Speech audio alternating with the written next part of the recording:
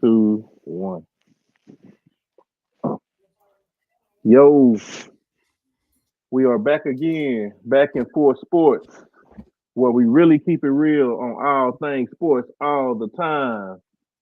Gonna give y'all a few minutes to come on, get a few people in the views, so we not just talking to ourselves, but even if we gotta talk to ourselves, we're gonna be talking sports, so it's all I talk good. to myself all the time. I don't got no All the problem. time, brother. And so today, man, we got some of the usual suspects: Prince Dre, E Yo, Dub, Big Morris. So we all about to What's give up? What's y'all up? What's up? some good analysis on NBA players that can play in any era. But before we start there, I want to talk to these brothers about this Bobby Petrino coming back to Arkansas situation. Just get y'all feedback on that before we get into the topic. So, what do y'all think about Bobby Petrino coming back to Arkansas? Good me move, personally, I love it. The right? last time we was, Relevant. anywhere kind of relevant, he was at the helm. What him and her had going on ain't got nothing to do with me. All I care about the man can coach. Call my offense. That's all I care about. That's a fact. What you think about it, E-Dub? Muzz, appreciate you, brother. No doubt, bro. I'm not gonna lie, man. I like it, man. I like it. He had, back when he was on the helm, man, when he was on the hill, he had us promising, man. We was at bowl games, man. We was beating LSU. You know what I mean? Like, look, we was looking good under his That's all we really care helm, man. about. I- Yeah, outside of what he was doing on his personal time, I mean, hey, that's really, like I said, none of my business. I can't say if he was right or wrong. I mean, that's on him. But it affected what he did. They got rid of him. But at the end of the day, it's a business, man. It's all about dollars and all about wins when it comes to college football, man. And I mean, he's a proven winner, so they had to bring him back. They brought somebody yeah. they were familiar with, and I mean, I like it, man. He gonna get the offense back how it was. Oh yeah. What you think, Morris? I think they went and got him because they know that Pittman is on his way out. So versus them doing a big, we're looking for a coach to have to hire. They're just gonna hire from within with him. So if he come in this year, make the offense look good. You know how Arkansas fans are. Oh, we Mm-hmm. looking good this year. We gonna do something. So if he come in next year and win 6 games and the offense is productive, he's the next head coach for the Razorbacks Yeah. again. I really don't like Definitely. how you said that. How Arkansas fans are. How are we, Just Morris? like the Cowboy fans Man, every year. whatever, Ooh, whatever, man. ooh, But I look. don't, I ooh. don't think we that damn bad now. Hold Nah, we on. ain't that bad. We got some Nah, sense. we ain't that But bad. but but but I agree with Morris though, man. I think it's a setup. I think he shouldn't have never been fired. I don't. I'm just old school. I don't care about all that stuff. If it's two consenting adults, let them do them. But I understand why they did it in the optics. I would have kept him. I would have tried to weather the storm a little longer instead of immediately following him. But I think him coming back every time he coaches somebody, the offense is always improved. I mean, he's an offensive genius, and like Morris said, I'm hoping that you know they just phase Pittman out and replace him with Petrino, and man, now we get Act Two. So that's gonna be exciting, man. That's gonna be real exciting. And Dre, you said you had something to say about KJ Jefferson? Yeah, to all my KJ Jefferson, I'm not a KJ Jefferson fan. I'm definitely a Hogs fan, but like I'm the type of person like I like to see the talent jump off the screen. KJ have never done nothing amazing to me. It's always been like average, mediocre, middle of the pack type of stuff. See, I The don't think fans they I try don't to think convince me, that KJ is amazing, but I'm just not buying it. they ran an offense catering to him because he definitely can't see down the field. So I think they should have ran more RPO and got a bigger running back, with him and ran the ball more with him, like featuring him Right. as a running quarterback. Because I mean, he hard to take down, bro. And No, he is. I don't He believe he can play quarterback ever at the next level. So if I was him, I'd just go ahead and go to the league right now. yeah. Will Gonna he get be drafted though? What do you think his draft stock is? Man, he can play tight end, man. I'm with you. I'm with you, a mother tight end. I'm with you on that, bro. Yeah. We'll see. I just know ever since he tried to make that leap in Dallas last year, I just been down in the dumps. That was just like a Yeah, whole game. yeah, That yeah, that yeah. that was like a poor man's version of Petrino having a woman on the bike. It's like, okay, we rolling. You do this stupid stuff, and now we got set back 2 years, man. It's Facts. like we always get Which set back. he should have left. He should have left last year. This year hurt his stock for sure. Oh yeah, for sure, man, for sure. Well, look, man. I know we all here for a reason tonight. We got a topic: NBA players that can play in any era. So, whatever that means, however you want to define that question, when we all get our chance to answer it, do with it what you will, and I'm sure we'll all figure out how to make a great debate out of this. But man, we'll start with you, Morris. Man, tell me, name me some players that can play in any era. Okay. I guess I'll go first because, hey, they always gonna let the best go first, man. I know they say the best. I've never heard that ever. Never. I'm always different, man. I'm always different. Always different. But all right, first up, I'm gonna go with the obvious. Your Highness himself, Michael Jordan. Michael Jordan, baby. That's what I'm talking about. That's my boy right there. Yeah, for sure. Mike can play in any era for sure. 30 a game, can put it in there from anywhere on the court, for sure. That's a given right there. Mike can play in any era for sure. So, if you got Batman, you know who coming next, right? Robin. Okay. I got, the 6'7" killer from Hamburg, Arkansas, Scottie Pippen, Big Nose himself. You know what I'm talking about? So, you got a 6'7" wingman that can defend 1 through 3. So let me ask you something, Morris, before you finish that statement. Go ahead. The Scottie Pippen develop a 3-pointer in this era? Oh yeah, for sure. He gonna adapt to whatever going on. I mean, he kind of played in the late era, early 2000s in that era against Kobe when he was with Portland. So he kind of played on the next level. You know what I'm saying? No doubt. Yeah. So yeah, I got Scottie in there. He a definite player that could go either way. Okay, so that's 2. Okay, and I got one that's gonna be kind of controversial, but I feel like let me hear that one. He could play in any era itself, and I'm gonna go with Big Diesel, Shaq Diesel, baby. He unstoppable. He's a force in any era of the game. It's gonna be hard to deal with Shaq. So I got the same. And my last one I'm gonna save for y'all, but in my 4th spot I got Penny Hardaway. You know what I'm saying? I think he's a big guard. You know what I'm saying? Translating in the era, can score from all levels and also pass for sure. So I just feel like he could play in the era. But my last one is Kevin Garnett, the big ticket. Yeah. You know what I'm saying? The passion that he had for the game, and that mid-range game is just unreal. He can defend 3, 4, 5. I mean, midway or 2, but a 3, 4, 5, he definitely can defend all the way through there. So that's the 5 guys I got, man. And I just feel like if you insert them anywhere in the history of basketball, they're gonna be able to hold their own and be effective.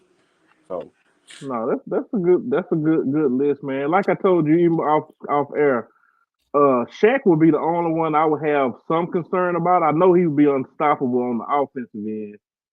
I'm just, man, I've seen so many teams run so many good defenders off the court in late game situations here in the last 5 years that I'm just like, is he playable? Is he going to be able to improve his free throw shooting? I mean, it's just those things like that worry me, because if he goes out there and you're trying to chase and you get him on a pick and roll with a Kyrie or a Steph, man, or somebody like that. I mean, and that goes for a lot of players, but especially somebody players. But somebody as big as Shaq who has no lateral movement, it's gonna be a force multiplier on what's about to happen to him. Now I know he's gonna go on the other side and dominate, and obviously I want Shaq on my team pretty much in any era. So I'm not saying he can't, but he would be the only one I would question. But KG, I think that's definitely one.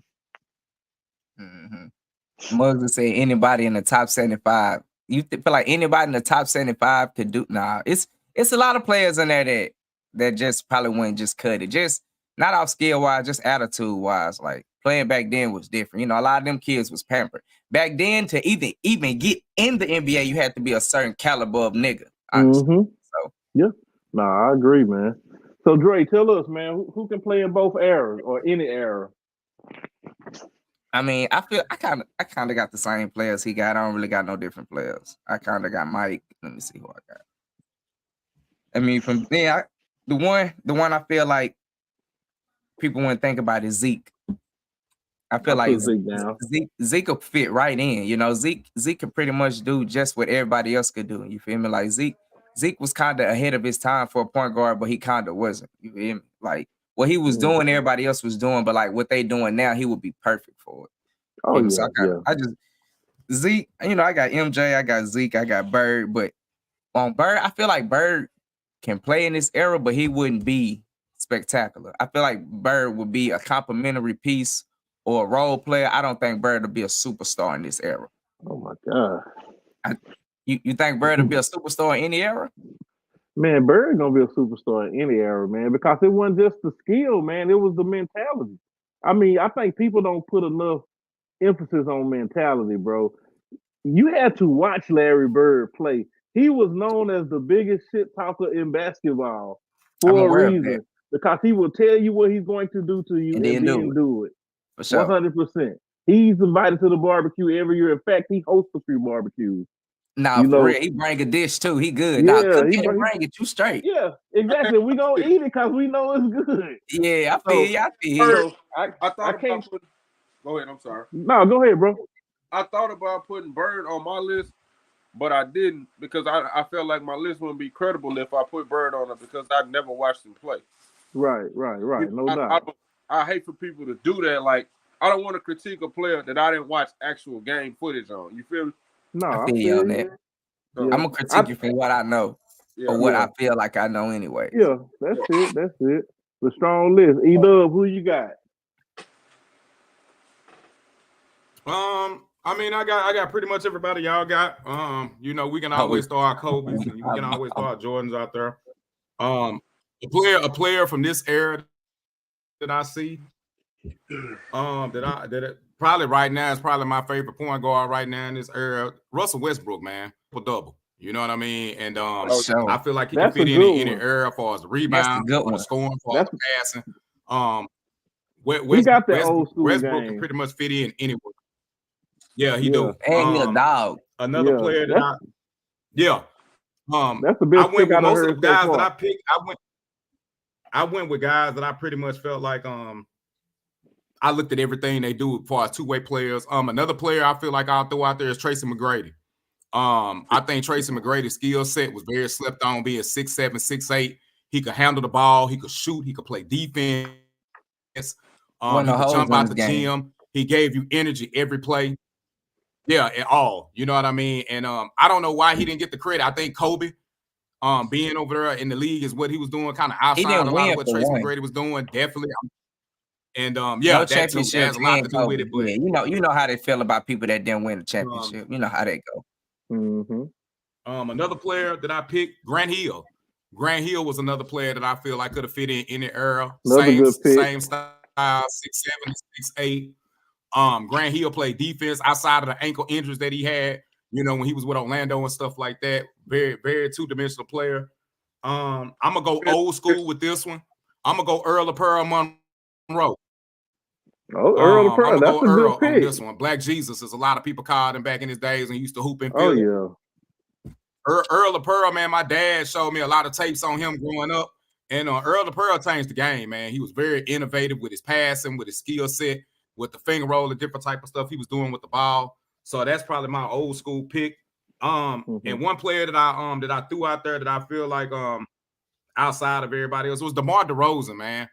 I really feel like if DeMar DeRozan would have played in the era with Jordan them, he would have been, I'm not going to say he would have been better than Jordan. I'm never going to say that. But he would have been in that top echelon of players that was consistent, old school, back to the basket, don't shoot any threes, very consistent, you know what I mean, type player. Yeah, so, man, I would love to have seen what DeRozan could have did from the 80s on up to 95. Like you would have put him in Right. that 80s to 95 on a team, you know, that needed a good shooting guard and a good leader like that in the East.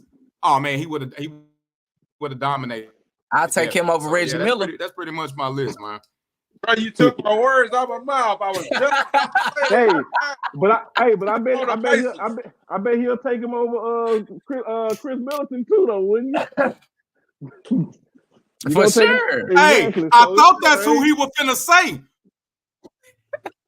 Yeah, but I'll take him over Chris Hey, Middleton too. my guy Yeah. said, hey, my guy in the comments said, my guy said Tim Hardaway, man. Tim Hardaway was a dog too, man. Like I don't think, Oh, man, yeah. especially Yeah. with his He would crossover, probably be with his better in this ability to era. drive to the hole. I think a lot of people Mhm. sleep on Tim Hardaway game also.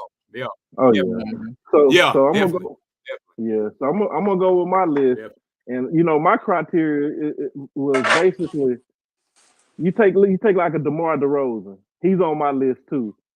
If he's doing what he's doing in this era with his mid-range game, now if you put him back in the era where mid-range was highlighted, Everything. it can't help but translate, right? So I Facts. got DeMar DeRozan too. Same methodology with Ray Allen. I mean, just put Ray Allen in this era. I mean, we already saw him survive the 90s and the 2000s. So Yeah. you put him in an era where his skill set is highlighted. I mean, Ray Allen could be. I mean, who knows, Yeah. man? You know, Yeah. It because might be him and still fighting for the record. it might be because to me he's as good as Yeah. Klay Thompson at shooting threes, if not better, with a better skill set outside of the 3-point. So I think, man, you Yeah. put Ray Allen anywhere, man. Yeah. I also put SGA, man. I mean, you see what he's doing today, and he just got that slick, slithery game. Yeah. that That's you what I can like drop about it him. Anyway, man, any era, man. SGA, Yeah. he's gonna get to that goal, and he's gonna score, man. Yeah. He's just a naturally He kind of gifted remind me scorer. of Luka. Yeah, he a more is. athletic Luka, but he play at his pace. It's never too fast. He gonna get where he Never. want to go. 100%, man. And you know, of course, we can all go with the Mike, Kobe's, LeBron's, Isaiah. You know, so I just put Yeah. them to the side because that's a given. Another player who I thought could translate definitely is Greek Freak, man. I mean, Yeah. when you I that had dominant, freak too. yeah, when you that dominant with the ball, I mean, what? Who gonna Yeah. stop him in Yeah. any Who era, gonna, man? yeah. 'Cause it goes back to mentality. He has the right mentality. So if he took that mentality that he has now and went to the 90s, I mean, now don't get me wrong, there's some bigger boys there, but Freak, I don't really think he care who down there when he on the road. Nah, So he you just gonna have going to do something. Yeah, you're gonna have to go to that. And the last Mhm. player, the last player I just wrote down, well, amongst other players, I had KG, but I ain't gonna steal Morris thunder since he came with KG. But I say Jason Tatum, man. To me, he got a 90s game too. That back to the basket, Kobe, Jordan, you know, pivot, fade away. Yeah, You know, he for can sure. finish at the rim, but then he also is deadly from the 3-point line. So he can shoot as good as these modern day players, and he has the athletic ability as these modern day players. But to me, he really has an old school Kobe Jordan-esque game. So, you know, those are some of the players that really stood out to me. But I think there's a lot more. Man, for you to feel so good about the 80s, And I thought 90s, I thought to say this, man, because I know I want to hear this hate Morris finna come with. Go ahead, man. Finish your hating line. It's be so big on the 80s and 90s defense. I figured you would be coming with all the 80s and 90s players that can play in today's game. Because we Okay. know these guys can play back then. They way more skilled than any of them guys. Well, what I noticed was you big on all the new players and you didn't name any of them. So you had some reasons, right? No, my reason was I wanted to bring players. Well, from you got to, you had your reasons. easy. I could pull I was 5 just players off the same he team. feel like he could have named anybody, and you know what I'm saying? Yeah, that's what I'm saying. I just wanted to go with some Yeah, odd type yeah. players. You know what I'm saying? Yeah. I could have said I don't feel like Olajuwon. anybody could have played back in the day though, Definitely. Morris. I don't know about that. Yeah, And then I put it okay. I'm glad you said that, Dre. But I tell you what, I can take the top 25 players in the NBA today and take them back to the 80s and 90s and run that thing. You cannot say the same about the 80s and 90s. I don't know about all Yeah, 25. I would agree with that. If you take some of Some of the them got heavy the hitters, mentality. yeah, man, The it's skill smart. set, yeah. But some of them just don't got the mentality, bro. And then Morris is sitting up here admitting, I never watched Larry. Hold on. What did he say? What did he say again? Well, I'm just only going by him saying, well, I didn't watch Larry Bird. I didn't watch Dr. J. You didn't watch these players, so you can't possibly fairly judge them the way you do. I watched the highlight film that they highlights do not give you the same feeling, bro. I watched the highlight. That's like feeling on a girl, man. It ain't the same, bro. The highlight film is gonna be the best. It ain't the same. You just grabbed her by the hand and told her to come in. You ain't go nowhere with it, man. You can like, man, she right, but that's it, man. I'm telling you, brother. You got to really. Morris said the top 25 players today, all 25 of them can play in the 80s and 90s and run it. I ain't so sure. Say run it. You probably can get the top 25 players that they can play well, but not run it. I mean, bro, even Kyrie, as great as Kyrie is, he's probably, like I said, my favorite player. Him and Durant, they 1 and 2 in any order. But if Kyrie had to play during an era where a player can basically put both hands on him, keep him from going where he wants, that's gonna disrupt his flow. And Kyrie game is built on. It's like Mozart. Kyrie game is like Mozart. It has to be a flow, a certain tune. If you take him out of that and you disrupt him, now the song don't sound the same. I'm just saying, when you have to deal with hand checking every game, bro, that's a whole different thing. And when I come to the rim, somebody may knock me out. I mean, it's a different mentality. So I can't just say they'll all do it. I think it'll be pretty interesting though. If you do that and you put these 80s, 90s players against these 2015 to 2023 players right now, because let's be real, everybody's going to pick Steph. You're going to pick Kyrie. You're going to pick Ja as your backcourt. You know what I mean? But can you imagine them going against a Magic Johnson? Can you imagine them going against a Jordan, against a Scottie Pippen? You got Durant, I mean, yeah, like it'll be pretty interesting. Now, Karl Malone, you know what I mean, going against, I mean, Isaiah. You could even throw Olajuwon out there, Olajuwon and them going against, a Jokic or somebody. So it'll be pretty interesting. I can't say who go win, but man, it'll be pretty interesting to see all those in their prime going against each other, because I'm not gonna lie, Magic gonna be hard to stop when you got a 6'7" guard coming down the lane being able to facilitate like that. I feel like the bigs from back there wouldn't translate, and the skill players from here wouldn't translate. Some will, some won't. That's what I think. The bigs now good then. Well, the skillful ones. Yeah. But the skill players, that's where it'll be a little different when you start going back. And even to your point, that's what I was saying. I know you don't agree with the Shaq part, but that's akin to where I was going with the Shaq. It's like some traditional bigs outside of a few, like maybe Shaq or Akeem. Yeah, Shaq, Wilt. You're going to get phased out. Yeah. Like Patrick Ewing. You're not going to make it. You're not going to make it. No good in this era. But there are some very skillful 3-point shooters now that if you put them back in the day, I don't know how far they get. Huh? I'm just saying, it's some skilled players right now, like your Chris Middleton. He might can make it. Chris Middleton might can make it, your boy. But it's other players that I don't know if they game translate. It's some players, and that's what Sojo just said in the comments. The old school, like he just go ahead. No, go ahead, bro. Go ahead, though. Go ahead, you got it, Morris.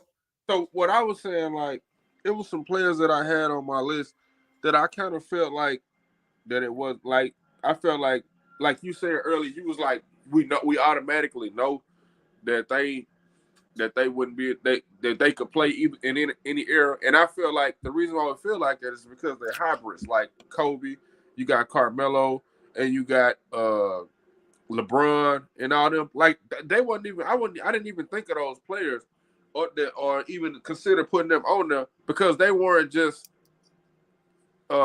basically belong to one era. Like I don't feel like Kobe and LeBron and Melo. I feel like they hybrids. Like they were a part of the the end of the 90s players' careers that was still like on the back end of they prime or whatever. You know what I mean? Yeah, they were raised by 90s players. That's basically what you're saying. And they had no choice because they were kids in the 90s, and that's what they saw. Yeah. Yeah, so yeah, that's what I'm saying. A lot of them won't translate. I just disagree when you say, "Hey, I can pluck anybody out of this current era," and they just automatically go to the back, because I think you're only looking at the speed and the actual skill. But to me, basketball ain't all speed and how many threes you can shoot, man. There's other aspects of it that, So especially back in the day. Let me ask y'all this then. Going with the what he said in the comments, he said they gonna call a foul every time. Do you think that the 80s and 90s player will beneficial yet, or will be more beneficial to them if they play under the rules now without the hand checking? And you got somebody like Jordan and Kobe, and you got a Shaq. The way they so light on the foul calls, don't you think they had a better advantage?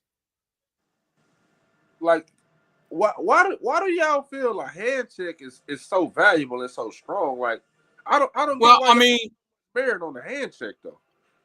Well, I feel like it is, because it's like this with me. I didn't grow up in this 2000 era where with all this flopping and stuff like that. I grew up fresh out of South Douglas over there. When we were hooping over there at the park, man, when you got fouled, if you didn't call your foul, it was either one or two things gonna happen. Either you go call your foul or you go box whoever fouled you because they fouled you a little too hard. Hand checking was, I'm finna get up in your face, I'm finna foul you, I'm finna put my arms around you, I'm finna slap your wrist, I'm finna swipe at the ball. If you swipe at the ball now in the league, they calling a foul even without being touched. So much fouling went on in the 80s and 90s. I would think that a player like Jordan getting beat up like he did in that Detroit series in the 80s would be unstoppable if he wouldn't be touched. Because now you don't have anything to support you. Yeah, bro. Yeah, man, you got to think, man, when somebody can actually LOC, every movement that you make, somebody can help guide that, man. So you just don't have freedom to just do what you want.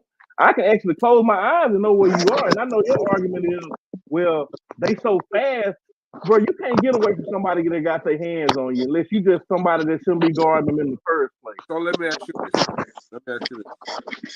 So the people that believe in hand check, you actually believe, like, I'm not trying to degrade anyone's thoughts or opinion or whatever. What I'm saying is that you believe that a hand check is the answer for Giannis, Zion Williamson, and LeBron, like a hand check. I'm gonna answer that when you get your complete thought out.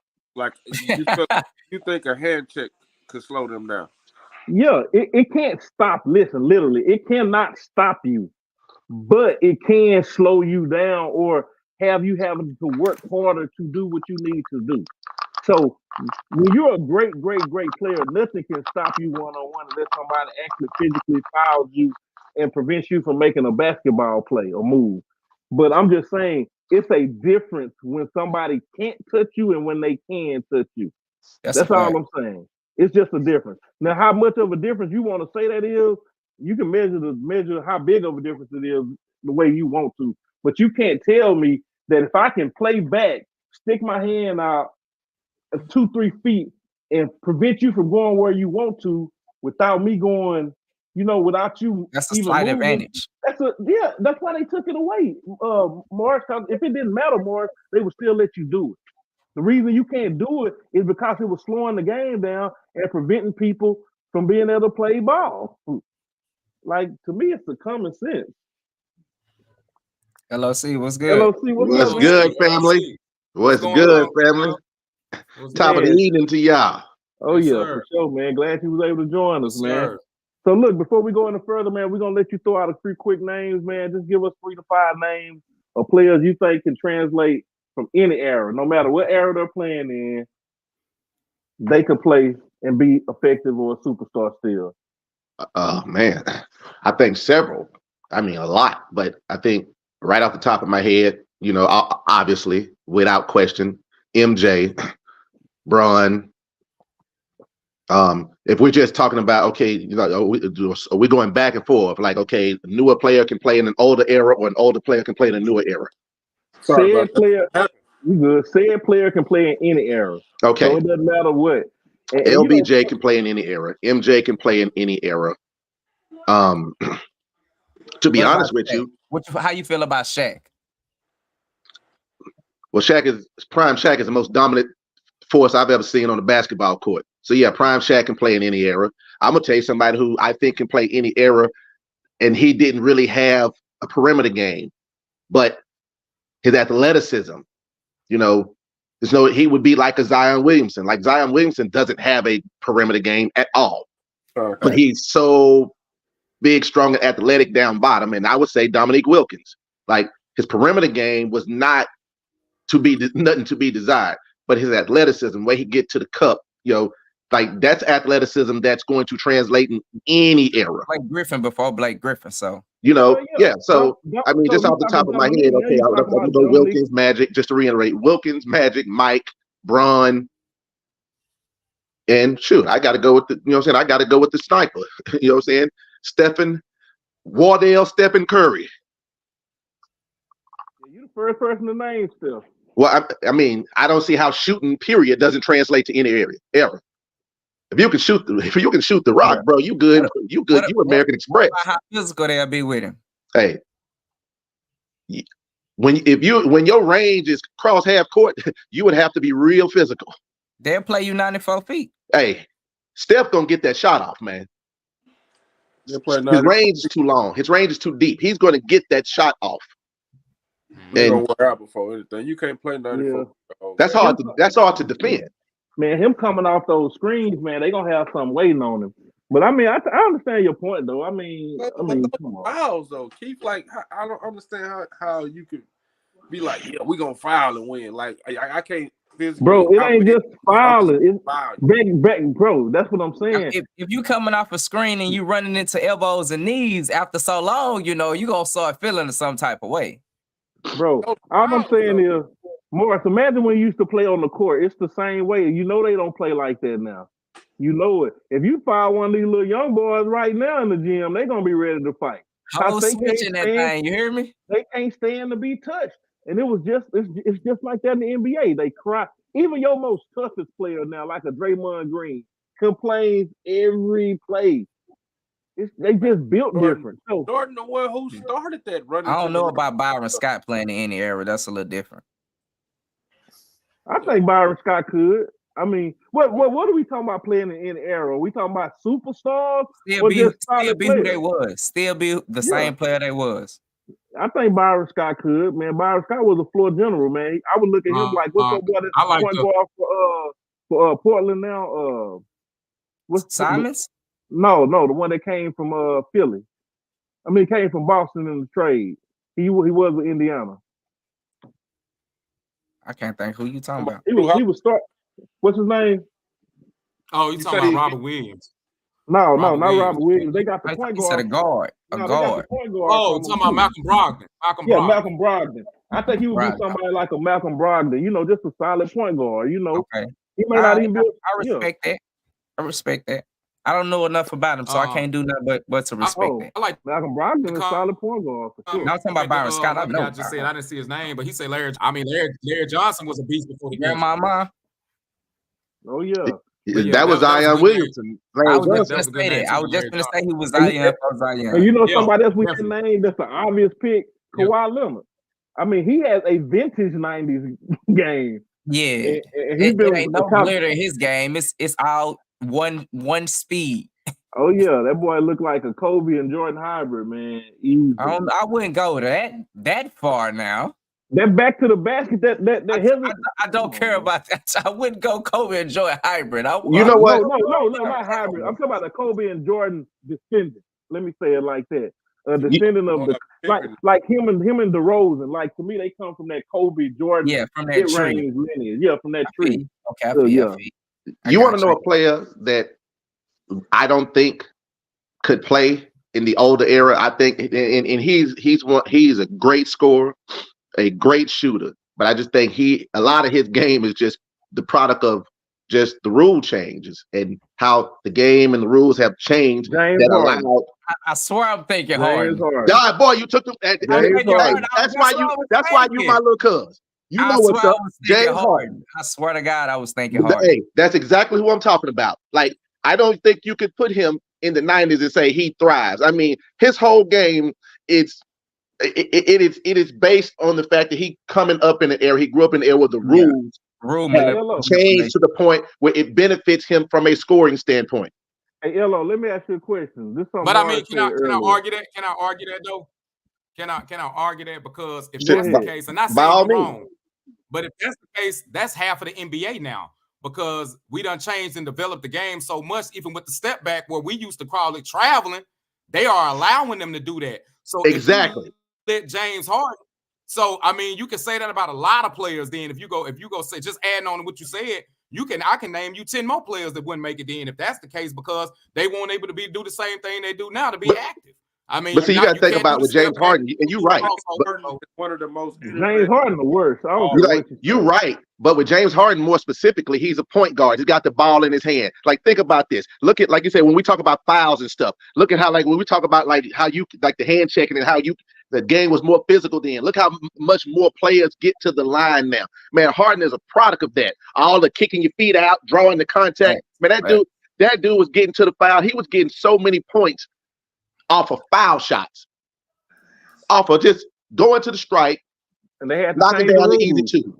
I think he would Yep. get more. I think he would Yeah, get more. they done adjusted. in They that era. done So changed the they rules. Yeah.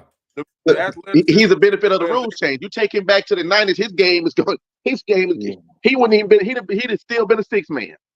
Man, let me ask you this real quick. You weren't on here earlier. Morris made the comment that he think you can put the top 25 players from this era and they would just run the 80s or 90s. Like, you take them, drop them all off there. There's no comparisons. They run the 90s. Do you agree with that? I totally disagree, and it goes back to what I just said. That's why you're saying, and don't get me wrong, I love to do these little exercises, but like we talk about it.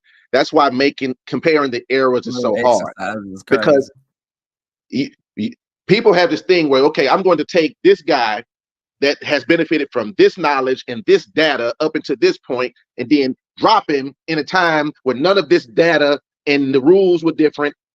None of this data existed and the rules were different. And then, oh, he's going to thrive. Well, naturally, I mean, hell, if I take a Ferrari and go back to 1904 against the damn, a Model T, yeah, of course it's going to outrun the Model T, because you are the benefit of years and years of data that Henry Ford didn't have. So why are we, Put all things equal, though, if you agree and that then let's see. bigger, faster, stronger, and better, then that solidifies my argument that it wouldn't be a game. Well, hold on, Lo. Let me reply to that. So it's just like money. In the early 1900s, Mr. Carnegie was the richest person in the world. He was worth about $480-some million. You translate that to now, that's over $200 billion in money. So you got to account for inflation. You got to account for everything, right? So now you comparing how good were these players during that era? Because it's impossible if you want to go just precise. This 2023 player that flies private and have private ships and do all this. Hyperbaric chambers, you know what I mean? You compare where they were in their eras. Like, how did I dominate my era? Because anything else is just a flaw. It's a flawed comparison. So when I look at it, I say the reason I say Jordan is better than LeBron is because I compare Jordan's greatness amongst his contemporaries. He could only play who he was up against. Okay, everybody talk about LeBron, and that's not a LeBron debate, but everybody, LeBron is so bigger, faster, stronger. Well, yeah, everybody is. So everybody's like that, right? So the game is supposed to move forward, but that don't necessarily mean the players get better. That just means the game has moved forward. The game, and that's where, and you made a great point, and that's, I think, a lot where people get misconstrued. They think because the game moving forward has translated to every player being better. No, the game is just moved forward as it should. And I would use a baseball analogy.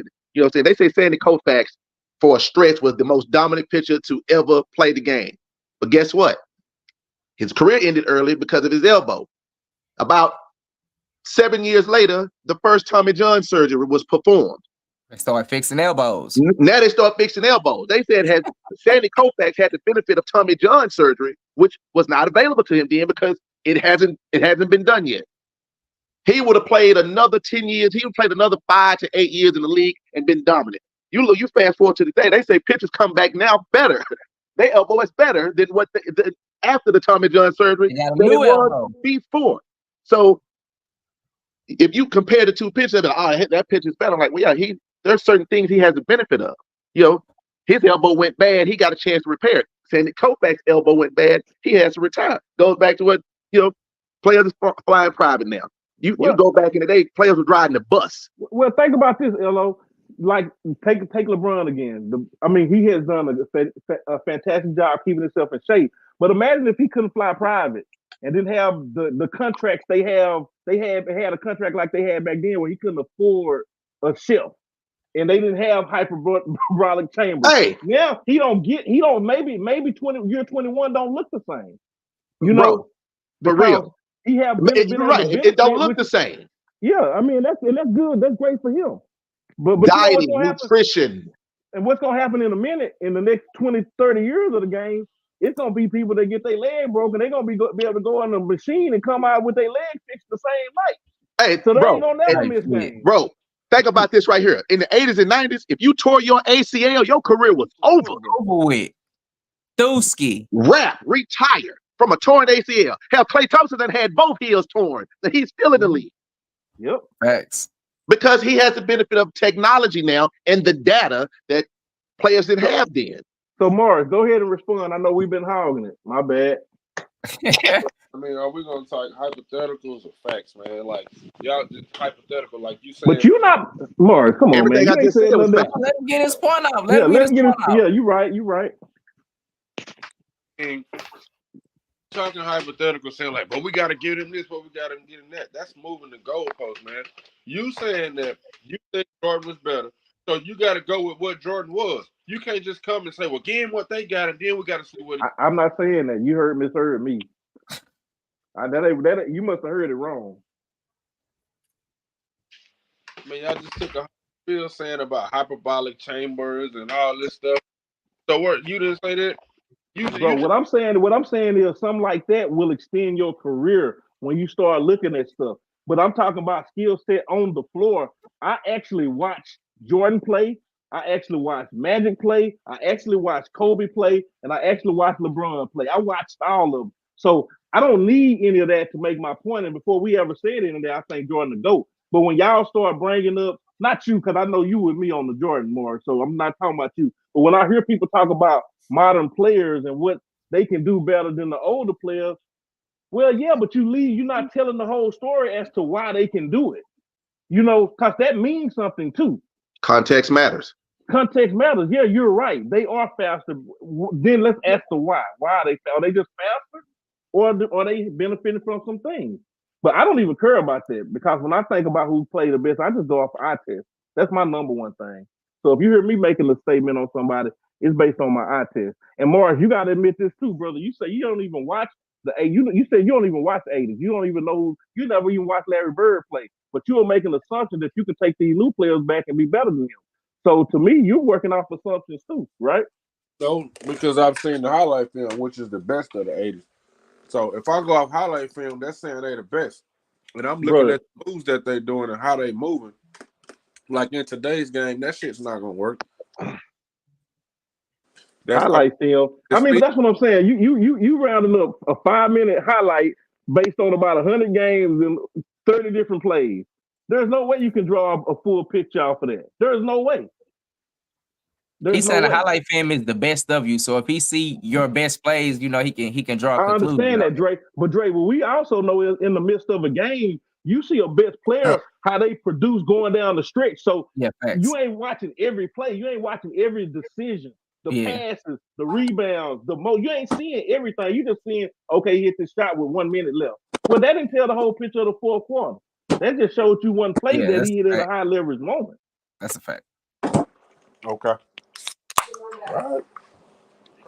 I think the only thing with a lot of this is, and I ain't even gonna call it bias. Show your face, man. I'm tired of talking to that squirrely. I be feeling like you be running.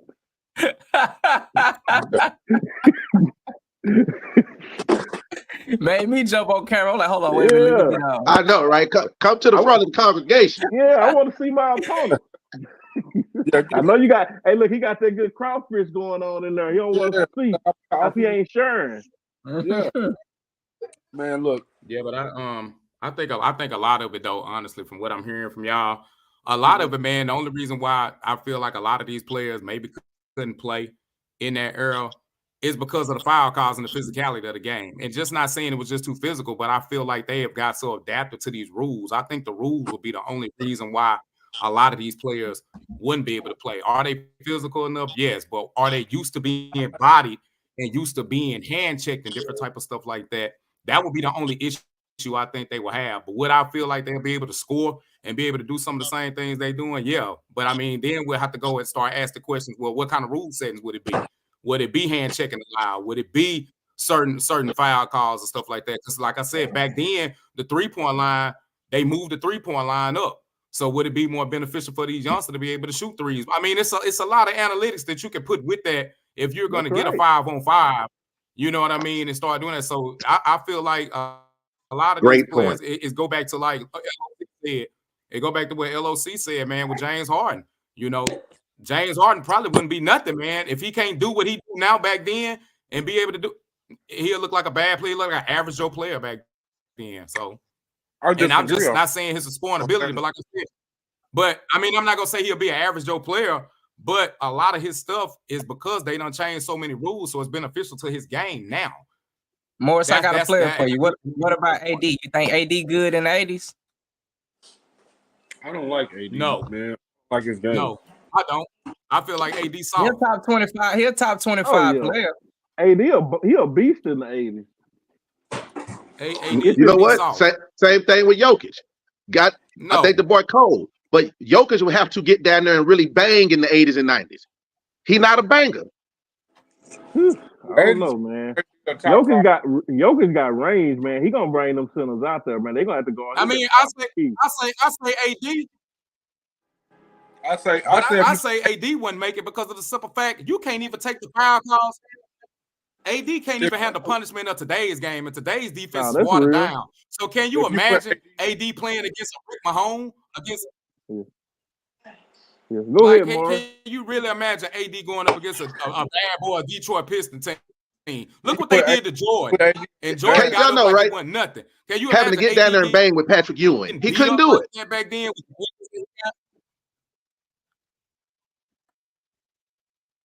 he couldn't do it. He wouldn't be able to do it. He wouldn't. Go ahead, Morris. I think you put AD on the Utah Jazz. That get a Bulls problem. Talking about with Karl Malone now? Yeah. So the Utah Jazz with a top 50 player all time couldn't get a Bulls problem, but AD swapping Karl out for AD, and it's a problem now. He's over there with Karl. I think he's saying add him. I think he's saying swap him or add him. They had a conversation on that. Them lists don't mean nothing, bro. Is you saying swap him or add him? Swap him. Oh shit. You think AD better than Karl Malone? Yeah. Ooh, that's tough. That's tough. You know what? I ain't gonna hold you. That's tough. I don't know. Yeah. I ain't fought now. I ain't seen one shred of evidence of that. But we got to be talking about AD and Pete. But see, that's the thing. Karl Malone probably missed 5 games his whole career. AD missed 5 games in November. You know what I'm saying? AD missed 5 games last week. That's the only difference. If we talking about a Pete Anthony Davis that don't get hurt, I think he comparable with Karl, if not better. What's That's Karl just me. What's Karl Malone's skill set? Mid-range, defense, rebounding. Run the break. And you know what he was able to do with his skill set? Become the number 3 all-time scorer. Got 2 MVPs on the shelf. AD got how many? Yeah, he got 2 MVPs. He went to the finals back-to-back and only didn't win because that boy from North Carolina. And he was the franchise player. When has AD ever been the franchise player other than except in New Orleans? And what they do in New Orleans other than get him out of there? You're right. That's just my opinion, man. Yeah, I got you. I'm like I said, a full strength AD is questionable, but man, it's hard to put Karl Malone is proven. He'll prove a commodity. It's just Yeah, hard when you run up against that when you run up against that buzzsaw named Michael Jordan every year, man. It's just hard on you. Hakeem Olajuwon the only one had sense enough to go and steal two while he was out So of let the me league. ask y'all this. Let me ask y'all this. Since we He said, "Yeah, Mike, go on, let me get two." Yeah, let me get me. What you say, bro? let me ask y'all this. Since we talking eras, let me just because I'm hearing everybody point, man. I love it, man. I love everybody coming from. So let me ask you, LOC, this. Would you think it'd be harder to win a championship in the 80s or 90s? Or is it harder to win a championship in this era, as far as your best players? What era? I'm gonna be perfectly honest with you. I think it's actually harder to win. I think it'd be harder in this era to win a championship simply because, well, number one, you always got to factor in how good player mobility is now. You know, people are moving. You can assemble a team from a talent standpoint, you know, a lot faster. You know, where you have, okay, let me get this player, that player, this player, and put them together and make a run for the chip versus back in the day where the mobility wasn't the same.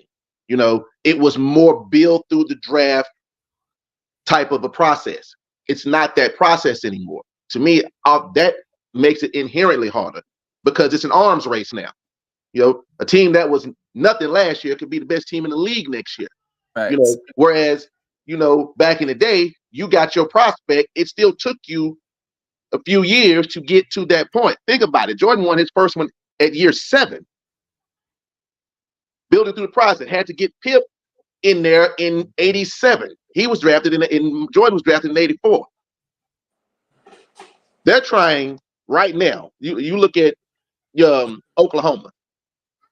You know, they got a young SGA. They got a second-year player, which technically he's second year, but they try to say he's a rookie because he didn't play last year. That young man Chet. Like they are now contenders. They are looking like contenders so far. Like a piece here, they ready. The Kings. Look at that turnaround, Sacramento Kings. Man, they got Mike Brown over there, man. Got Malik Monk over there. Added him to the thing. Boom. Houston been balling this year. Shingun.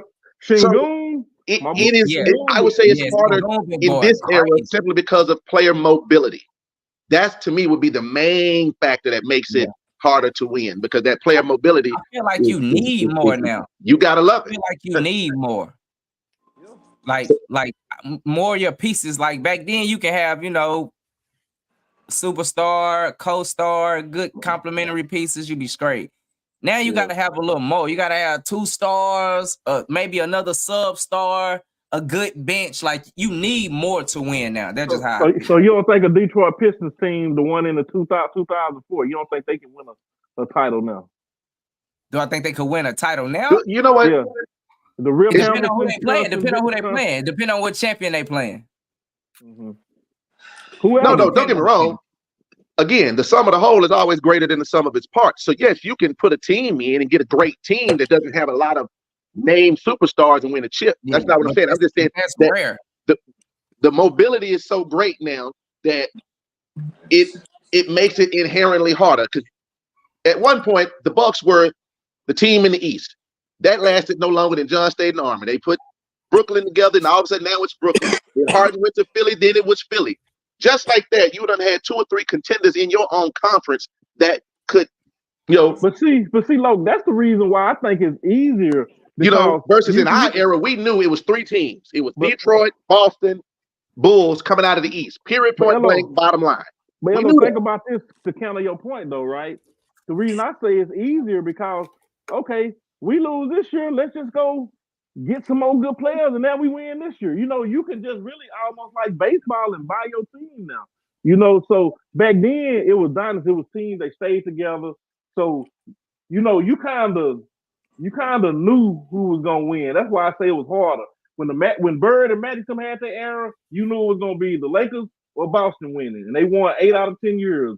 When Jordan was there, you knew when it was his era, you knew it. Like you knew it. Akeem stole a few.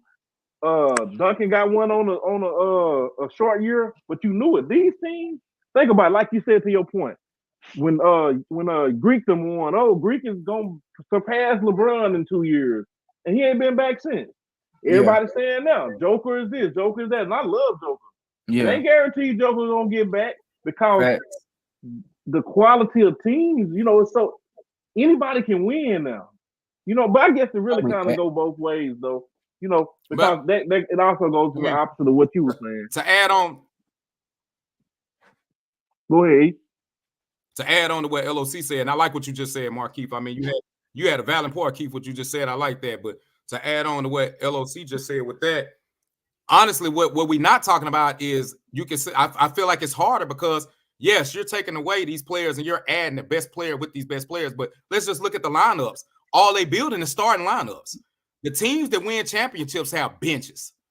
Yep, over the last 20 point. years, every team that has won the NBA championship has had a bench. That's why my San Antonio Spurs was winning so much because we had a bench. We didn't develop starters. We developed bench players, role players. These players nowadays don't have a role. So you're getting your Bradley Beals want to come over. Exactly. So teams that are winning, they so stuck on trying to say, well, hey, I'm gonna get this superstar that's been averaging 20 points every season, and I'm gonna stick him in here with these other players that's averaging 20 points. It's not gonna work like that if you don't have no bench. And that's what I love about Westbrook, because he got smart and said, I can't continue to share shots with Harden. So I'm gonna have to go to the bench and build our bench up and boost my bench. So that way I can sit up there and have an extra run, because these players got to come out the game. When they resting in that second quarter, when they resting in that third, when they resting in between that 9 to 5 minute stretch in the fourth, you gonna have to use your bench. Man. And that's when teams go on their runs. So if you're not building a bench, you can sit up there and throw all the starters you want to. That's like an all-star team. You got to build a bench too. So I feel like it's harder nowadays because you're taking all the superstars and putting them on one team and leaving role players on these other teams. Yeah, well, I think Westbrook seen the writing of the wall. I mean, it's always better to volunteer to go somewhere than to get put somewhere. And I promise you, when Harden came over there, Westbrook's time on the starting lineup was numbered. So it just looks better when I volunteer to say, "Hey, I'll sacrifice." I think it was a smart move, but it was going to happen whether it was going to happen whether he volunteered or not. But, you know what? I agree with you, E, on that bench point. Like, I feel like it. Go ahead. No, go ahead. No, I was just saying. I agree with you on that bench point, and just to add another thing to it, and the game capital, like the NBA has grown from a popularity standpoint so much, largely in part due to that 80s Lakers, Celtics, then the Bulls, to where now the capital is there. Oh man, we can throw this money around now and get this player, that player. Like you said, we can put $50 million and sit it on the bench. You couldn't do that in the 90s. Oh man, imagine, man, Manu Ginobili was a starter, and Pop had him coming off the bench to anchor the second team. I'm going to pay you this kind of money to anchor my second team when you were a starter.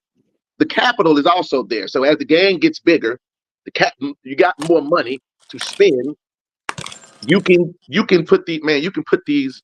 It's an arms race, bro. I just think that, to me, and to Keith, to your point, I do agree that it's easier to build a championship team, but it's still harder to win because everybody got money now. The game is so much bigger. The money is there. Hey man, okay, you got a nuke, I got a nuke. It's an arms race. Kevin. Yeah, shout out to Kevin, man. We appreciate you tapping in with us, baby. And I mean, it's all about buddy ball. Yeah, I don't know. Like I said, E, and it wasn't no knock to buddy ball.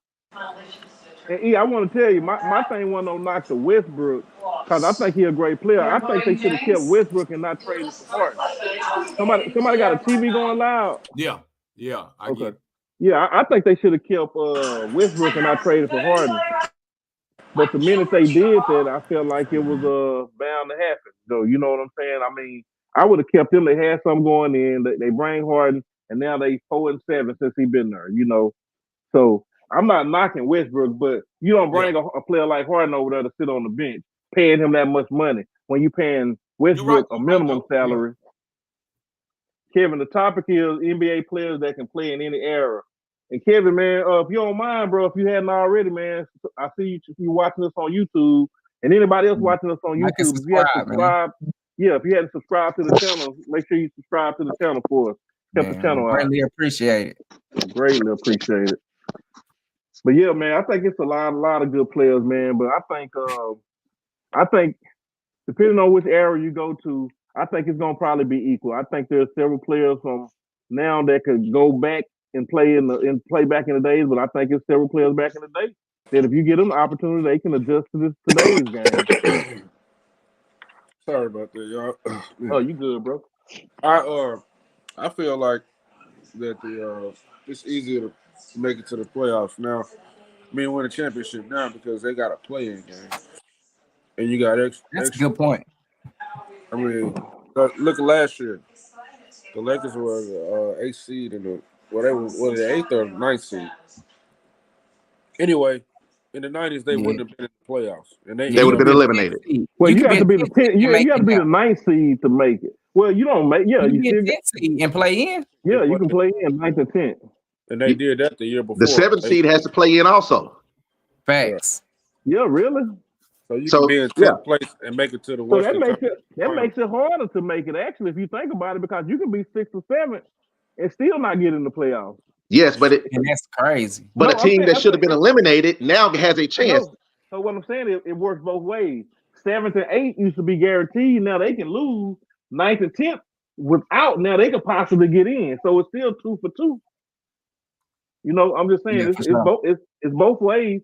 People that were guaranteed are no longer guaranteed, and the people that had no shot now have a shot. Yeah, you got to get a higher seed. That 8-7 don't mean nothing no more. Yeah, and man, you know what? I think that's a money. That's a money. You got to fight for that 6th seed. If you Yeah, man, 8th, you ain't I feel safe. like that's a money thing, though, man, because it's really not feel fair like to the teams. they just that try actually something and they keep trying. Yeah, they just trying. But they You know what? though. That's that play-in. That's a great example. That play-in thing, that's a great example. And No, go ahead. I disagree because I feel like I think the league looking at it like this. They looking at it like we could get all our players in there. You know, you got a team, say, throw Dallas Mavericks out there. You got a team like Dallas that might lose Luka or Kyrie, and they fall all the way to the bottom. And then all of a sudden, when the play-in start, when now this player coming back, they got a chance to go to the NBA Finals now, all because of this play-in. You know what I mean? So I think that's what they were looking at. Like, we're trying to get all these superstar players an opportunity to be able to show they can play in the playoffs. I mean, so I think that's one of the main reasons why they started looking at that. Like, you could be one player away and get to the finals. Hey, we just watched an 8th seed go to the finals. Like, we just watched an 8th seed go to the finals that had to play their way in. Yep. And go all the way to the finals. So, yep. You know what? I like what Adam Silver is doing. So yeah, man. it's all about the league, man. The league just looking at it like a lot of people saying. A lot of people say it's BS, but I think the league was just looking at it like it's money. Yeah. Well, to me, I mean, anytime I can watch some extra basketball, I'm good. And you know, with that play-in, man, it was very competitive. You know, when you look at that play-in tournament, it's almost as competitive as regular playoffs because now you know if you're the 9th and 10th, you know one loss and I'm out of here. So if I play real hard, I got another shot. You know, now if you're the 7th seed, you know, okay, I got one to lose and I still may be able to get in. But it heightens the play. And the same with this in-season tournament. While I do not understand it at all, I cannot lie and say it like it though. Games better. I like it. I don't know what's going on. Yeah, and you know what? like real talk. Can I use this example real quick? You know what I'm saying? And I'm gonna stray off topic just to her, but you know, I consider myself a myth buster.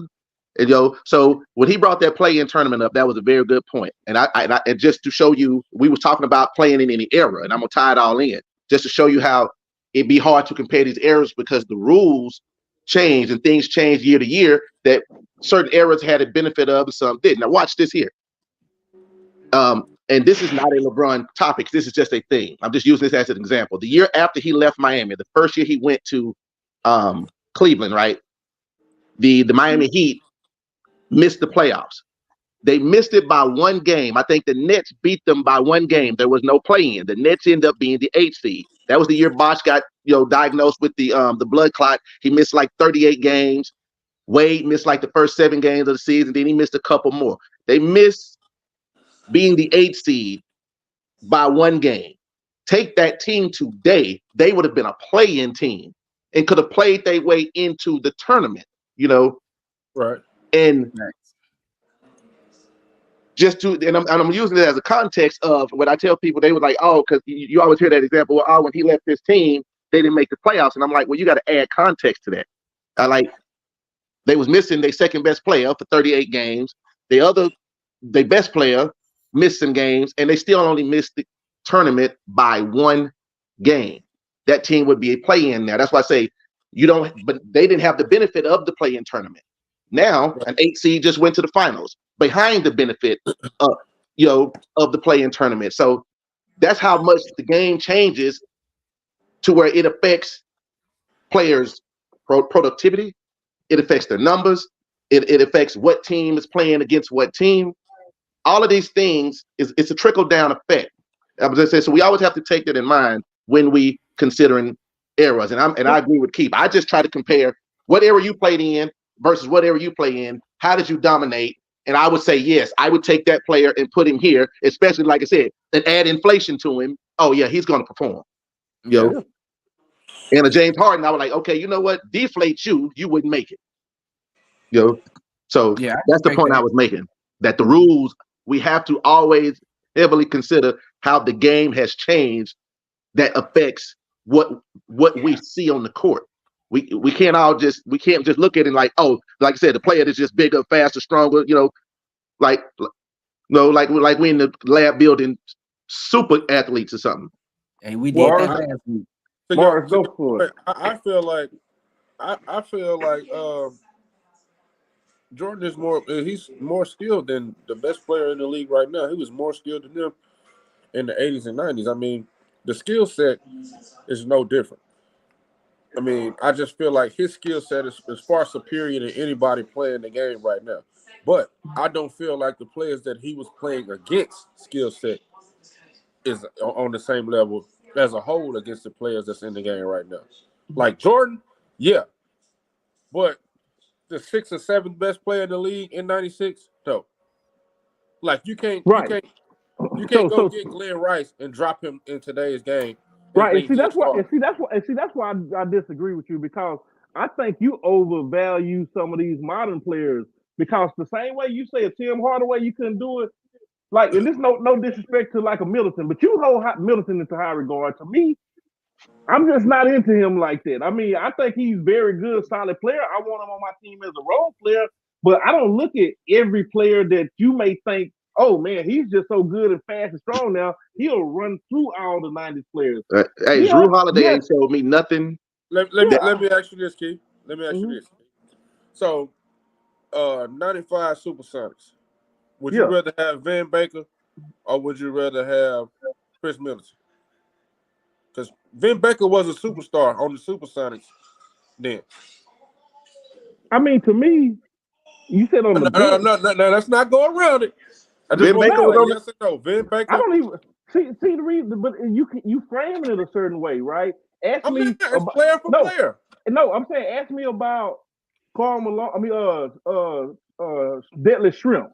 Somebody that you probably don't know much about, as you've admitted. That can shoot the lights out. That could shoot. That was a 6'11" sniper, but I'm sorry, they just didn't shoot 7, 8 threes a game back then. Yes, sir. It was a different game. You know what I'm saying? So it's just a different game, man. Okay. But Vin Baker was number 2 behind Gary Payton, right? Sean Kemp was number 1. Okay, so he was number 3 then. So would you rather have? I would say Deadly Shrimp was number 3. When anybody watching, I would say Deadly Shrimp was their 3rd best player.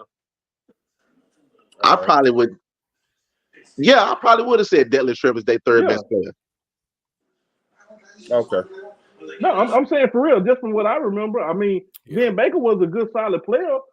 I mean, nothing against him, but I'm saying that's going to be with a lot of current players now. They're okay, yeah, you good, like, but you ain't like a world beater. You just basically a good player, like a lot of those 90s players was, and 80s players. Hey. Compare the All Stars, Yeah, right? compare the top tier. Yeah, compare the All Stars. You know, because nobody really pays attention to the fourth and fifth, sixth option anyway. We pay more attention to I mean, the first and he is first off comparing, the you know, a bench. third option to a third option, though. Who was the third option? I mean, I'm assuming Van Baker is a third option. I don't know, but that's To just who? I think that's what he's doing. I think he's trying to compare a role player to a role player. I know, but what he did was he took. Yeah, I would say he would be the third option. Yeah. Yeah, but you put one of the best franchise teams in this last era, which is a Giannis-led team, compared to a team I don't think is as good, even though they led by Sean Kemp and Gary Payton. You got to compare that Giannis team to like the Houston. Now ask me about the Houston Rockets versus Milwaukee. And let's go Hold on. Actually, it may be a different conversation. no, because he said, would you rather have Vin Baker or Chris Middleton? Chris Middleton was option 2 on the Bucks. Option 2 on the Sonics was Gary Payton. Now ask me which one I'd rather have, Middleton or Payton. I know, but I didn't go there because he was. I thought he was referring to this year, like he's a third option now. Because if he goes second option, there's no comparison. You got Chris Middleton over Gary Payton, Morris? Yeah, Morris got him over Gary Payton. You know he do. Nah, that's two different positions. Gary Payton is a point guard. No, I was you were saying I was just more or less going off what Dre said when he said you comparing the options. Because at one point Middleton was your number 2 scorer. It was Giannis 1, Middleton 2nd. It is largely believed that they didn't get back because they didn't have Middleton last year. So I'm saying if that's your number 2 scorer and you was comparing the Supersonics, I'm like, well, the number 2, your number 2 player, the number 2 player on the Supersonics in 95 and 96 was Gary Payton. Now ask me which number 2 option would I rather have, Gary Payton or Chris Middleton? I'm taking the glove. I disagree. I think Gary Payton was the best player on the Supersonics, and Sean Kemp was number 2. And I'm taking Middleton over Sean Kemp. Man, you out your mind, man. Oh, hey, You taking Chris Middleton over Sean Kemp? Nah. Yeah. Hey, Dre, Nah. I say this. He the best. He the best in some hot takes, though. He definitely Nick Wright Jr. Nah. Man, I needed that though. That was my soul needed that though. Boy, I needed that laugh. What can Sean Kemp do besides high fly and run in transition? Come on, man. Can he shoot? Man. Show me some film of him shooting. Show me some Bro, film everybody ain't shooting though. Show me some film of Chris Middleton dominating the post and dunking on folks. Show me that film. Come on, man. Ain't none. He a 2 guard, bro. Come on, man. What he doing in the I paint? know it's Sean Kemp a 4, but you want Sean Kemp to be able to shoot threes. Come on, man. Don't do that. So You got a point there. You make a good point there. You make a good point there. You want Sean Kemp to be able to go outside and shoot threes, but I can't tell Middleton to go do a nigga in the inside. We can't have it both ways, bro. Nah. And Middleton can play back to the basket. Hey, bro, has Chris Middleton ever finished second in MVP voting?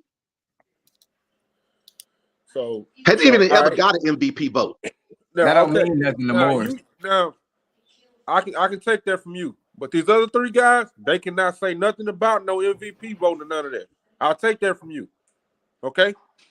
Because they said that type of stuff don't matter. It's a popularity contest.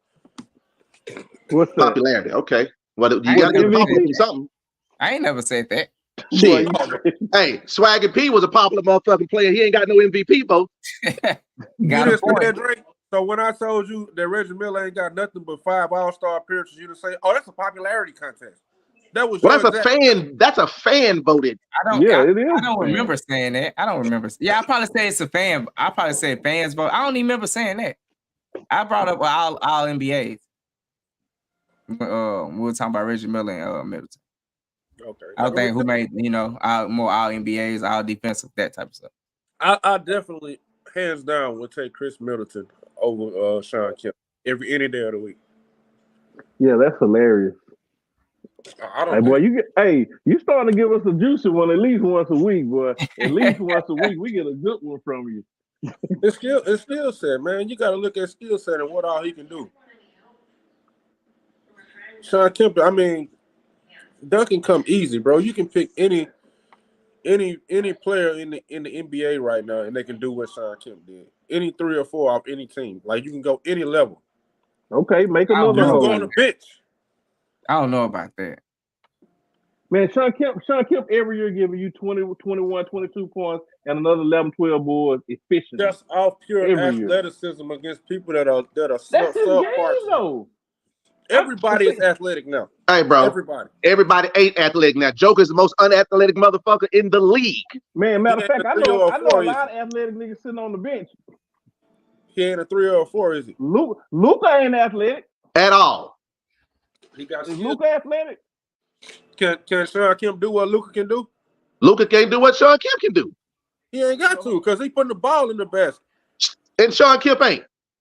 Not in this Hold on era. 1 second, y'all. Hold on 1 second, y'all. If you can't hear us out there, make a comment. Chop said he can't hear us. Can everybody else hear us? Yeah. Okay, never mind. He got it. Okay. All right, Chop. Yeah, man.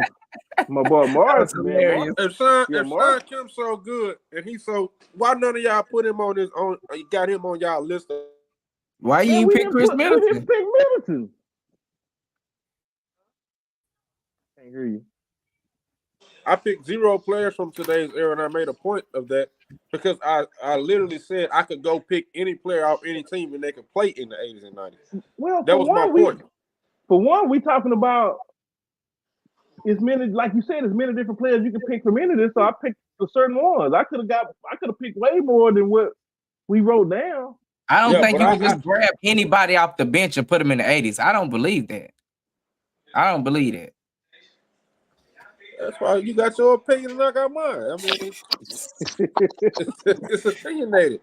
My opinion is two motherfuckers back then was milkmen and garbage men. They had 5 rounds in the NBA draft, bro. They had to cut it down because these dudes were so sorry. They was snorting cocaine, That's getting a high fact, and though. drinking before the game. That's and a all fact. that But you want They me to tell you how not doing that? Want me to tell you how that point don't mean nothing? Regardless of all them drafts, rounds they had, they still had the same amount of players at the end of the day. So you can pick somebody in the 4th, 5th, 6th round. They ain't making the team. So it's irrelevant, right? Because all of them don't make the cut. Yeah. So Hey. what? Hey, So what? You can have 20 rounds. NFL, you can have 8, 10 rounds. G So what? League and pick the all-star team from the G League, and we'll make the playoffs in the 80s. Ain't no way. Yeah, that's possible. If you get all the best players in the G League, they may could be an 8 seed that's gonna get swept in the first round. That's very possible. I can see that. Hey, man. Hold on. I gotta say something. I gotta say something. Go ahead. Go ahead, E. I gotta say something. And LOC, you weren't on here last night, so you don't know what I'm finna say right now. This don't pertain to you. But why y'all not crucifying Morris, man, for this shit that he putting on here like y'all did me with Gronk, bro? Like I really take and then Morris, I ain't saying you wrong, but I'm taking offense to that right now, man. Like, bro, we've been laughing at Morris. Man, last night, bro. We've been laughing at Morris for 10 minutes straight. You hear me? You ain't been listening, I don't think. Yeah, you can't be. You must not be listening. Look, man. Hey, man, you want to know what's so funny? For all these athletic people and everybody that you could say that you could take from here and put there, I just watched a team who didn't have their second best option, and their second best option was Tyler fucking Hero, knock out Tatum and Brown, and all of these super duper new athletic people that are in the league that you say can play anywhere. And they was missing their second best option. Who was Tyler Hero? Let that sink in. Tyler Hero in the 80s? Hero. In the 80s? So now what I'm saying is, if all of these players are so good, then why did an 8 seed who's missing their second best player, who again was Tyler Hero, knock out Tatum, Brown, Marcus Smart? Are you aiming that question? He's aiming that question at me, so let me answer. Hell of that. Okay. You talking about Boston, immature Celtics. Oh my God. These guys I'm talking about today's player. Can I answer the question, or y'all gonna keep interrupting? You talking about Boston immature Celtics go on a 10-point run and come out and shoot themselves right back out of it, get down 10 points, not cut it in half, and then go punch somebody in the mouth right in front of the referee and let the other team go on a 10-point run. Don't listen to no coaching. Lost their coach mid-season and went and lost in the Eastern Conference Finals. That is not a good comparison, man. Okay, explain Milwaukee. Milwaukee. Since you're doing this, explain Milwaukee because they knocked them out too. They didn't have Middleton all season. Come on. So Middleton was a difference maker. Oh my. Oh, bro, Middleton right up there with Jordan and Kobe and found opinion. So, I got a question, Morris. I got a question. What's up? So Hero dominating the 80s. Well, Tyler Hero dominating the 80s. Is he top 25 in the league right now? Okay, that's where we moving to go. You said you could grab a bench player. I didn't move to go. You said a G League player. See, now what we doing? So is it going to be G League or they got to be top 25? I'm confused here, man. I said we can take the best players in the G League and put them on a team. A team. A team is not one person. I'm asking about one person because at first you said top 25, yeah, and he might be top 25. But then you said you can grab anybody off the bench. You said you could grab anybody off the bench and they could play. I said they could play. I never said they would dominate. I said you can take any player off the bench and take them to the 80s and they could play. I never said dominate. But if you asking me if I think Tyler Hero could start in the 80s, and I definitely think he probably could be an all-star. I think he could start in the 80s and 90s. I don't, And I think he could be an all-star. I ain't buying it. Bro, but this is what you got to look at, Drake. Drake, it's 30 teams. Pull up. Right? There's so many all-stars. I'm talking about all-stars. Okay, Drake. I'm talking about being an all-star. All right, Drake, check this out. What year do you not think he could go and be an all-star in? And then type in that year in your phone and pull up the players that were all-stars in that year. But Morris, that ain't fair because see, to you already said all them players is trash. So your stuff already buying. So we not gonna react to it like you because we're gonna see the same players you look at that you think is trash, and we're gonna think they Hall of Fame top 75 players. So we can't give you the answer. It's impossible. Tyler Hero would be the exact same player he is now. Marginal. He can play in the 80s and 90s. He ain't gonna be no difference maker, just like he's not no difference maker now. Ain't nothing about the game for him. Don't change. So Steve Kerr better than Tyler Hero. Say what? Steve Kerr. Steve Kerr was look here. Steve Kerr is a journeyman. Steve Kerr played on 7 teams, you know what I'm saying, in 13 years. Steve Kerr wasn't no good player. Y'all hype Steve Kerr up. Man, Steve Kerr hit a couple big shots. Shout out to it. He could shoot the 3, but he was a journeyman. But he played in the 90s though. And he could play in this era. But he'd be the same person. He'd be Steve Kerr in this era, coming off the bench, waiting on a wide open 3 to knock down. He's Mike Miller. I'll give you one better. He would be Mike Miller type. He's a Kyle Korver. I'll give you one that the comparison that you was trying to do. Now, if you would have said this player, then I would have said, yeah, he could have been a superstar in the 80s. JJ Redick. Oh shit. I don't think JJ Redick a superstar in the 80s. JJ Redick? I mean, he's definitely a superstar shit talker on TV. I give him that. JJ Redick a shooter. That's that, you know. See, that's what I'm saying. We got to compare the top. Look. We have to compare the top. I don't care if you're a Duke fan. JJ Redick was a shooter. JJ Redick was a shooter, but what did he do good, Drake? Shoot. And what else? I'm like, just critique his game for me. Tell me what you think about JJ Redick. What do y'all? I think JJ Redick was a shooter. That's what I think about. And I'm saying, like, what was explained to me, like when JJ Redick was in the game, what was he doing? He was coming off screens, right? Yeah, that'll make you a superstar. No. I want you to just keep on saying, just keep on telling me about how he played. He was coming off screens, right? He was good off the screen. Somebody said a while ago he talk a lot of shit, right? He can talk a lot of shit. So that sounds like to me you describing Reggie Miller to me, the same shit you said about Reggie Miller, and you said he was a superstar, right? Hey man, has JJ Redick ever carried a franchise on his back before? Or was he a third? JJ Redick not better than Reggie Miller. What was JJ Redick his whole career? Was he a first, second, third, or fourth option? Or was he a franchise guy? If you drop Reggie Miller in the league when JJ Redick coming in, is he a franchise guy? Man, you drop Reggie Miller in the league today where the league is shooting 100 threes a game. Man, Reggie Miller would like what? Man, yeah. Hey, hey, my guy, how old are you again?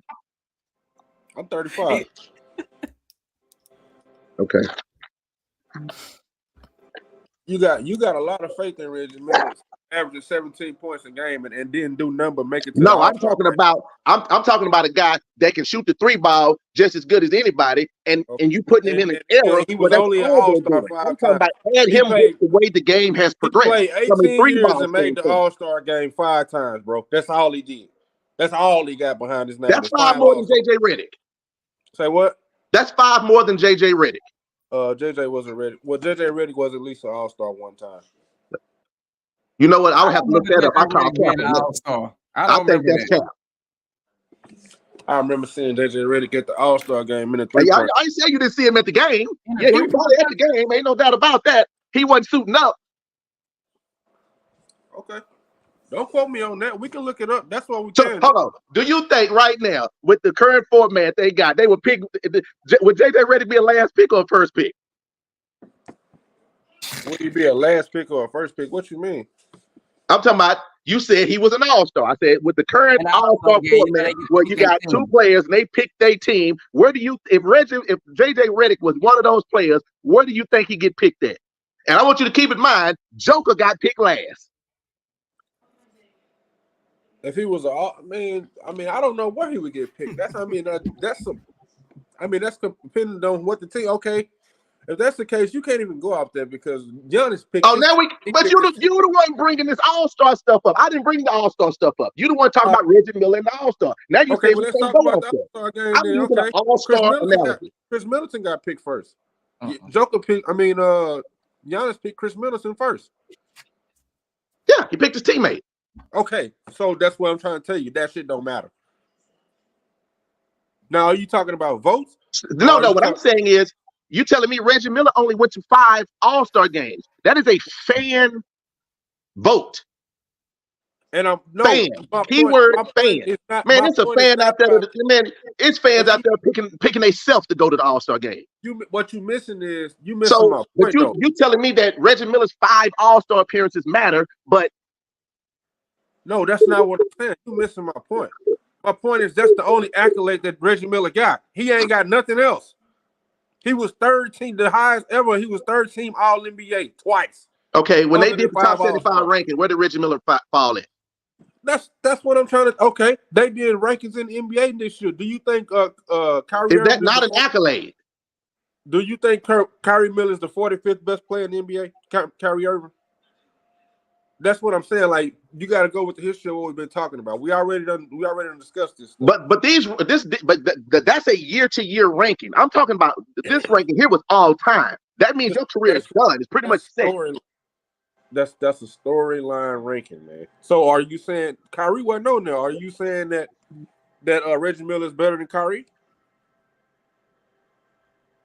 He didn't make it at all. Historically, yeah. Skill set, no. No. That's what I'm trying to tell you, man. That shit don't matter because that's ain't nothing but the Hey, opinion of here's what I know. I've watched Reggie Miller carry a team to the finals. Hold on. I've watched Reggie Miller carry a team to the finals. I have yet to watch Kyrie do that. So I'm gonna go off what my eyes done seen because I have yet to see Kyrie carry a team to the finals. I saw Reggie Miller do it. I seen Kyrie carry a team in the finals. Hey man, I saw Reggie Miller one time hit 8 points in 11 seconds. I've And never that's seen why Kyrie he carry a top team in the 75, right? finals. I've never seen that. Huh? So you think I never seen Bron- Kyrie you think carry a Bron team win in the that- finals. You think Bron win that title in No.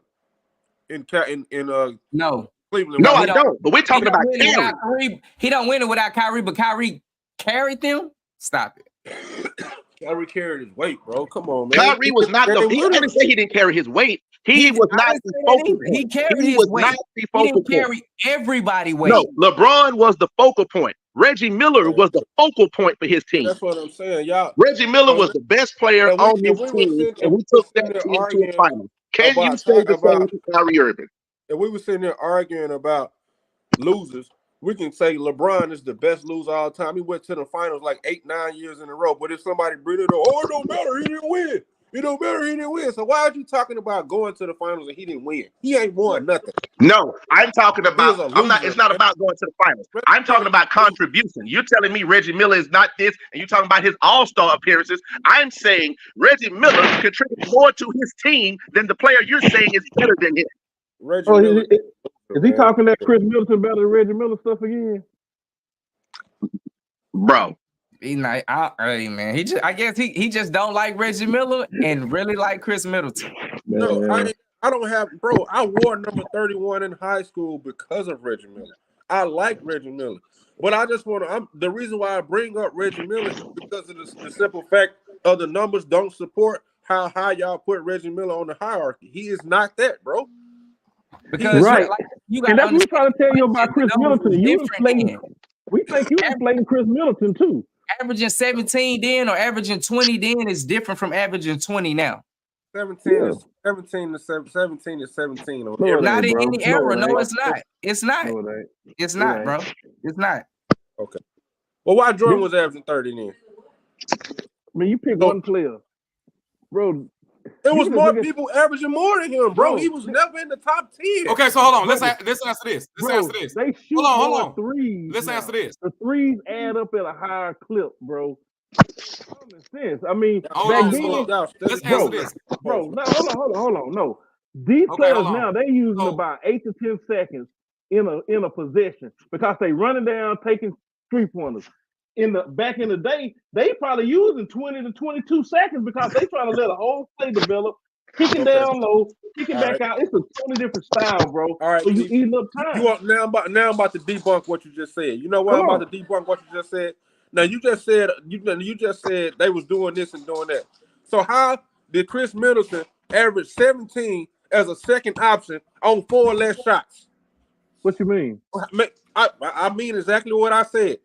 Chris Middleton averaged 17 points on 4 less shots than Reggie Miller averaging 18. I don't know. I ain't seen it. Show me what you talking about. You talking about for a career or you talking about one particular Yeah, season? for a career. He averaged, and this dude played 19 seasons, made 5 All-Stars. Chris Middleton averaged 17, Right. 1 point less than well, him. I can answer that question. I'm gonna answer because he asked me. That's simple. Because Reggie Miller tailed off at the end of his career and his numbers dropped. That's Man. simple. Bro, Reggie Miller bro. best season. Reggie Miller best season. He Bro, averaged there's 20 no points. way, Morris. His Listen, best there's season. no way in any era, any year that Chris Middleton can be the best player on the team and get that team to the finals. I don't care what you say. Anything else after that, you ain't talking about nothing. Because Reggie Miller actually did that. And you know what? You ain't E-Bud, talking about what's up? nothing. Say something, man. Anything after that, Morris, He I wait. can't go with it. Yeah, anything after that, if Chris Middleton at best is a 2, probably really a 3, at best a 2. They don't even get this the- is what I add. Well, this is what I want to The ask facts more. say different though. This is what I want to ask more to his point. The facts say different. If you take Giannis off, if you take Giannis off that team right now, what is the success with Dame and Middleton without Giannis? That's a hypothetical. Everything we talking about is everything hypothetical. a hypothetical. If you ask me, so you said take Giannis out that team, they're gonna have to reinvent the whole team because the team is built around Giannis. But Chris Middleton, if he is good as you say, can he not step up to be? But you said, hold on. But you said Middleton. You said Middleton is a number 1. Yeah, But you said right, Middleton is a number number 1. So See what he's trying to say is Middleton is the number 1 on like the last place team in the conference. That's not. He's I not- didn't say that. You said that. Yeah, I'm saying I that's said the Middleton is the translation. number 1. His role's gonna change. He's gonna take more shots. What He number gonna 1 get more team? set Can up he for be? him. Well, I'm gonna ask you specifically. Can he be the number 1 option on a top 5 team? Not top 2 or 3, top 5. Can he be the number 1 option on the top 5 team? When was Okay, Reggie Miller the number 1 option on the top 5 you not team, man? asking. So He made it he to the took- finals 1 time. So that was the 1 time. Chris Middleton 0 times. Reggie 1, Chris 0. When was he ever the number 1 option though? Is what Every I'm year Hey, he hold on. played.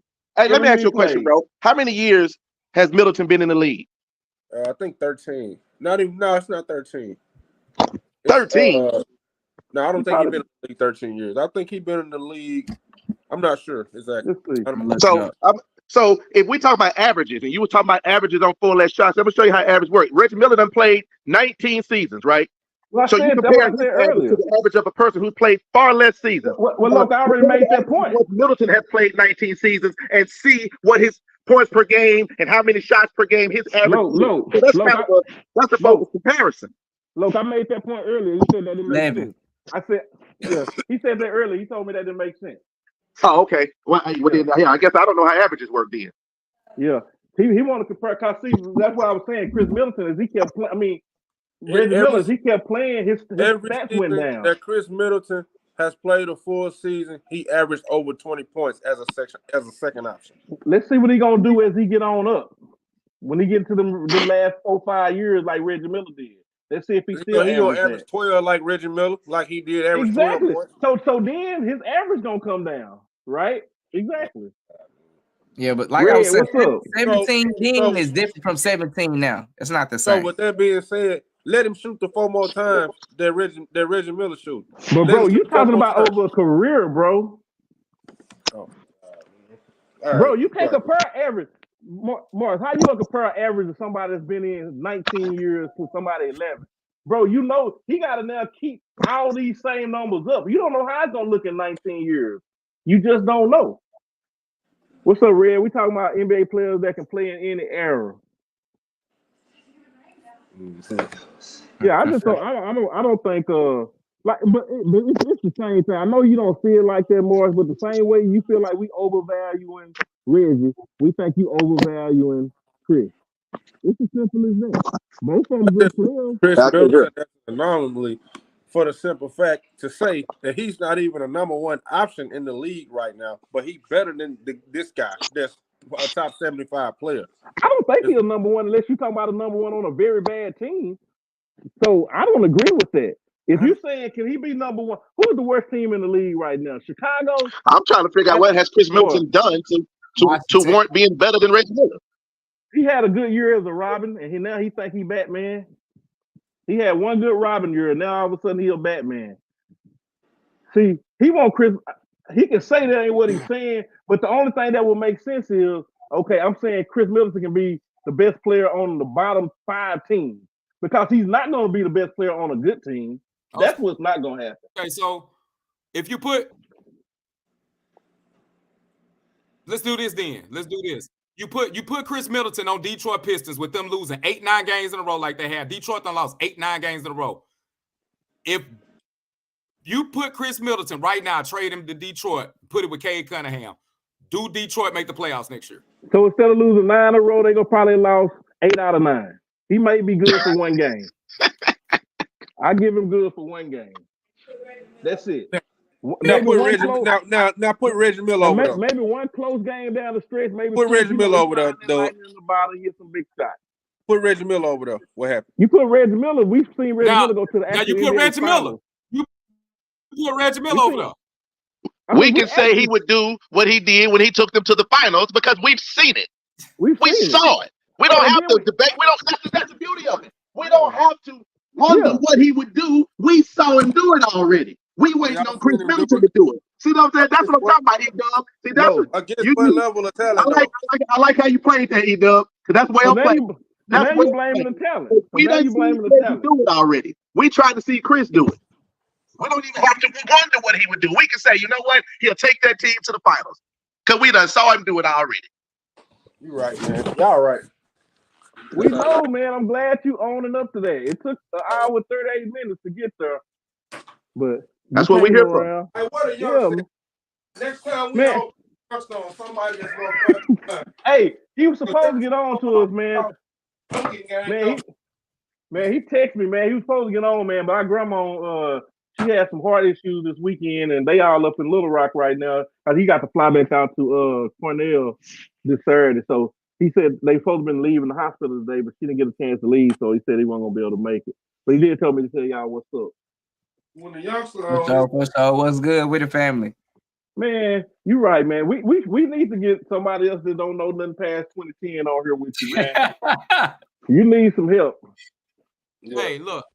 Hey, I'm gonna say this, man. I'm gonna say this, man. I can say this.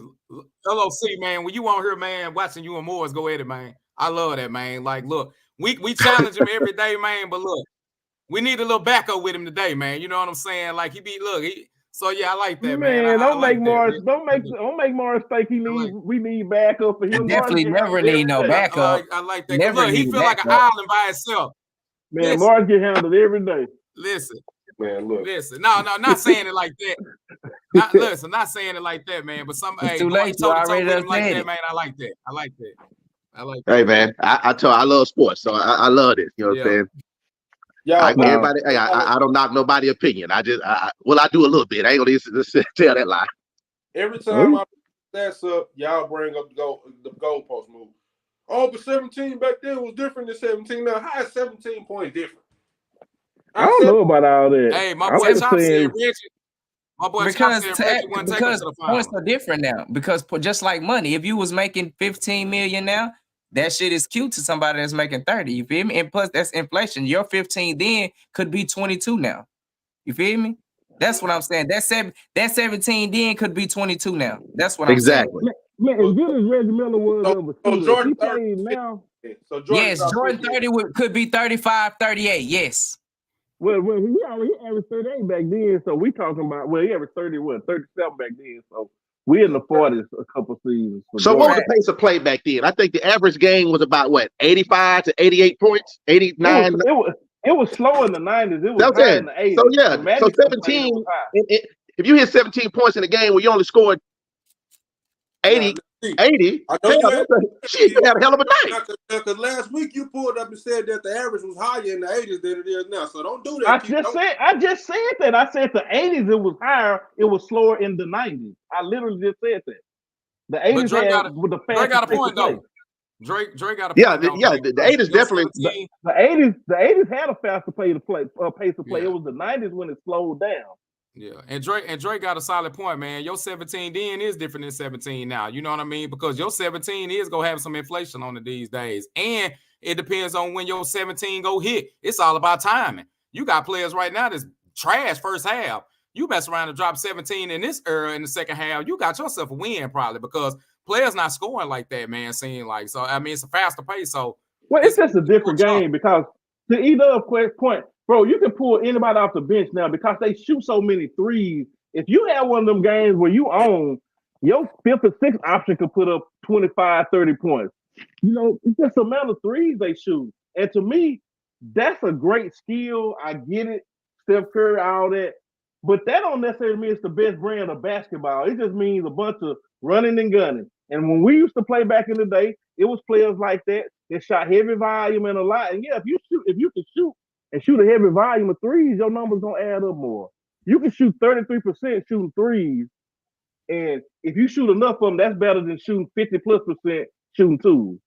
So it's just played different. But back then, teams actually coaches actually coached. They developed plays. They ran sets. It was a different game. Now they just running and gunning. You can have a 3-on-1 break, and what they gonna do? Shoot the 3-point. It's just a different. But I mean, game. that go, and it goes back to development because you got first round picks sitting on the bench right now. You got McDonald's All-Americans literally sitting on the bench waiting to get some tea. Right. So these cats sitting up here waiting for you to put them in the game for 10 minutes so they could go off on you and drop a quick 10, 15 points. And it's nothing to them because we stockpiling so many good players. Because if you don't make it to the G League, you sitting on somebody NBA bench, you ready to play. That's why when these cats come in, that's why these parlays and stuff are so good. Because you already know if you put this cat in the game, you know he finna get you some buckets if he get in because he's proven he's a scorer in college and stuff. He's just waiting on the opportunity to slip and get a chance to play. Why do you think players like Javon Carter is still in the league right now? Javon Carter was a dog in college, and he done sit back his whole career waiting on somebody to give him some playing time, and teams are picking him up because he bouncing back and forth, getting buckets. I mean, it's so many different. Anybody can give you points nowadays. So, man, a player like Middleton in the 90s, he probably 12, 13 points. It's best. It ain't his fault because he can't play. And that's but the thing is, why we gonna shit on that like that ain't solid, man? That's solid. That's cool, bro. If you have, that's cool. Cause the game was just so slow. But that's all. Yeah, he just like he is now. Like you said, a solid player that you want on your team. But he's a big shot. He'll be a big shot maker. But ain't too many people hit more clutch shots than Reggie Miller. So I don't know. What do I it know? ain't too many people that are hitting more clutch ones than Reggie. Yeah. But Maybe if you ain't watched Reggie, you wouldn't know that. Big shot Bobby. You heard that? Y'all sound like that dude that came on that post talking about Reggie Miller talk shit and drop 50 on you. He played 1,300 games and dropped 56 times. Come on, Morris, man.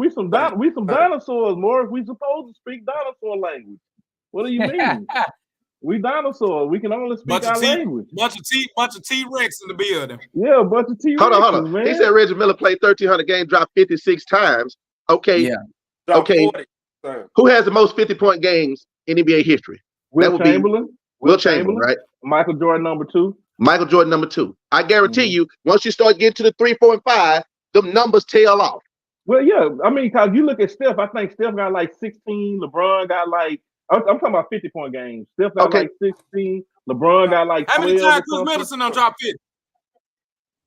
Man, probably more than anybody. How many times Chris Middleton dropped 50? He done dropped 50. He done dropped 50 4 less times than Reggie Miller in half the game. He only played. So what? How many? Chris Middleton got 5 50-point games. No. So if Chris Middleton play another 8 years, how many more times you think he gonna drop 50? I don't know. You tell me. 0, and you know it's a big fat 0. You know it. Let's go play with Detroit. Yeah, I don't think he got no more 50 balls in him. I don't think he got no more 40s. He might have a few 30s. But it's probably going to be at 21, 22. No, I can't say 40, Keith. I can't say 40. He dropped Damian 36 Lillard, the other day. When Damian Lillard and Giannis is on the court, he's not going to have a chance. He's going to have very few options. Both of them going to have to be sitting out. The other day, man. What are you talking about? That just let me know y'all just be talking, man. You know what? He averaging 12 points. You know what? He also averaging 12 points this year. So I do know a little something. Everybody can have a good game, but can he have a stretch of them? How many points did he hit the game before that? Do you remember that? I'm not saying. You're not saying what? I'm not saying Chris Middleton. I'm not saying Chris Middleton a bad player. I'm not taking them from the dude. The dude is a championship player. He don't want a championship. He's a championship type player. But let's be real. Let's cut all the BS out the way. We all know. We all look at the league. We all know there is certain players that can't run a team by themselves. Everybody has to be a role player. And to me, Klay Thompson one of them. I'm not being biased, but if Klay Thompson is one of them. If I'm picking the team, and if anybody else picking the team, most people not picking Chris Middleton is they number 1 to lead their team. You know, like I'm not taking that most people. Don't say most people. Say nobody. Now he was talking nobody, kinfolk. Now he was talking about that 36-point game, but if we go back on the 28th when he played a couple days ago, it was 17. The game before that, it was 7. The game before that, it was 12. The game before that was 18. The game before that was 12. So that sounds more like the norm.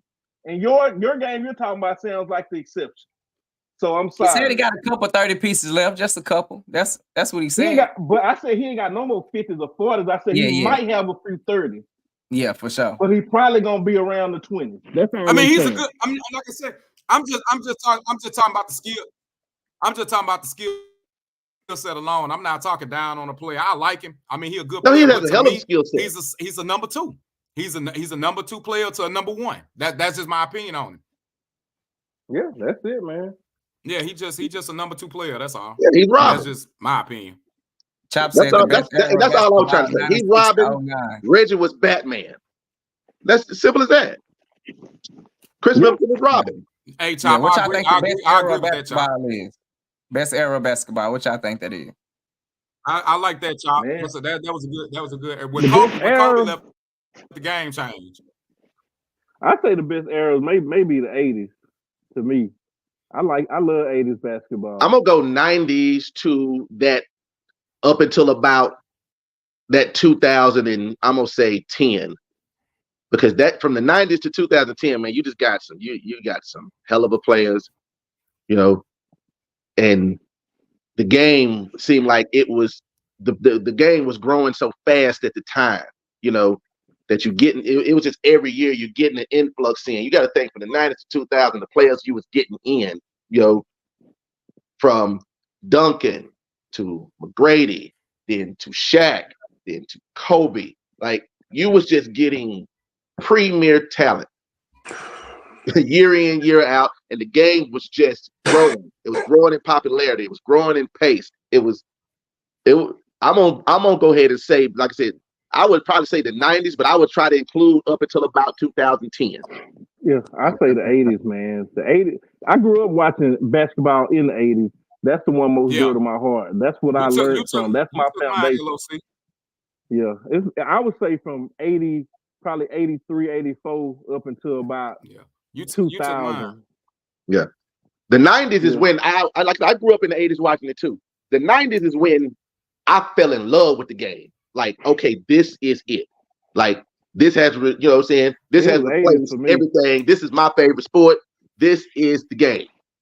Like, man, I just remember watching Magic Johnson lead those breaks, man. That Showtime Lakers, bro. That was just revolutionary. And then you couple that with Michael Jordan enters the league. So now you got Magic with this pace of play with the Lakers. Now you got this high flying person that's even probably a better athlete than Dr. J.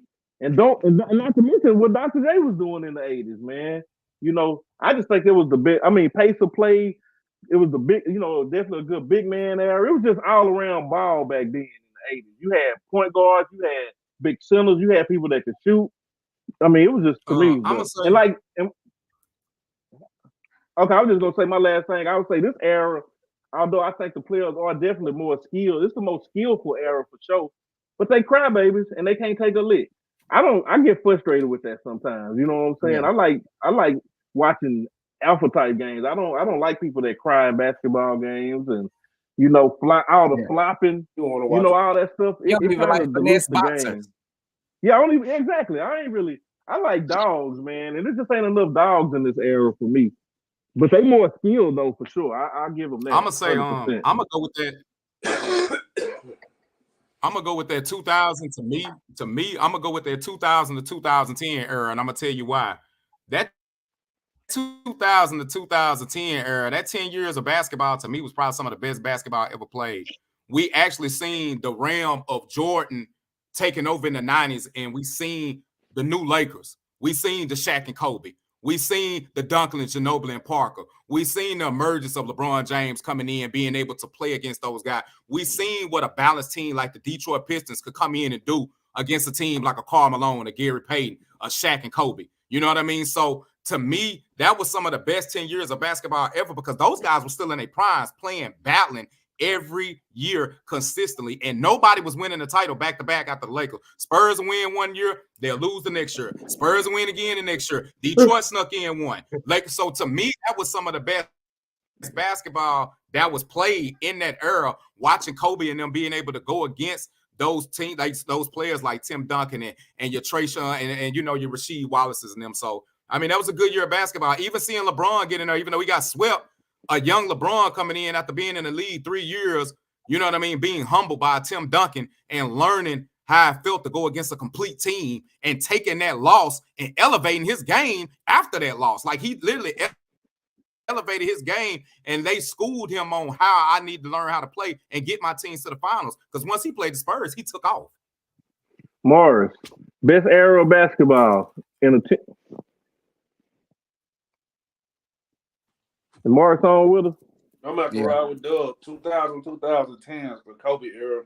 That was the best era of basketball. It was like the best of both worlds, a mesh up from the 90s and the 2000s. Like anything pre-Steph Curry era. I think whenever Steph Curry started launching the ball from half court. It watered it down. It watered it down for sure. It watered the game of basketball down because it turned into even the 4 and 5, they want to shoot threes now. Like nobody want to play actual like basketball. It's just like, let's come out and we're gonna put up 80 shots and score 100 points. And whoever can make it to 130 first gonna win.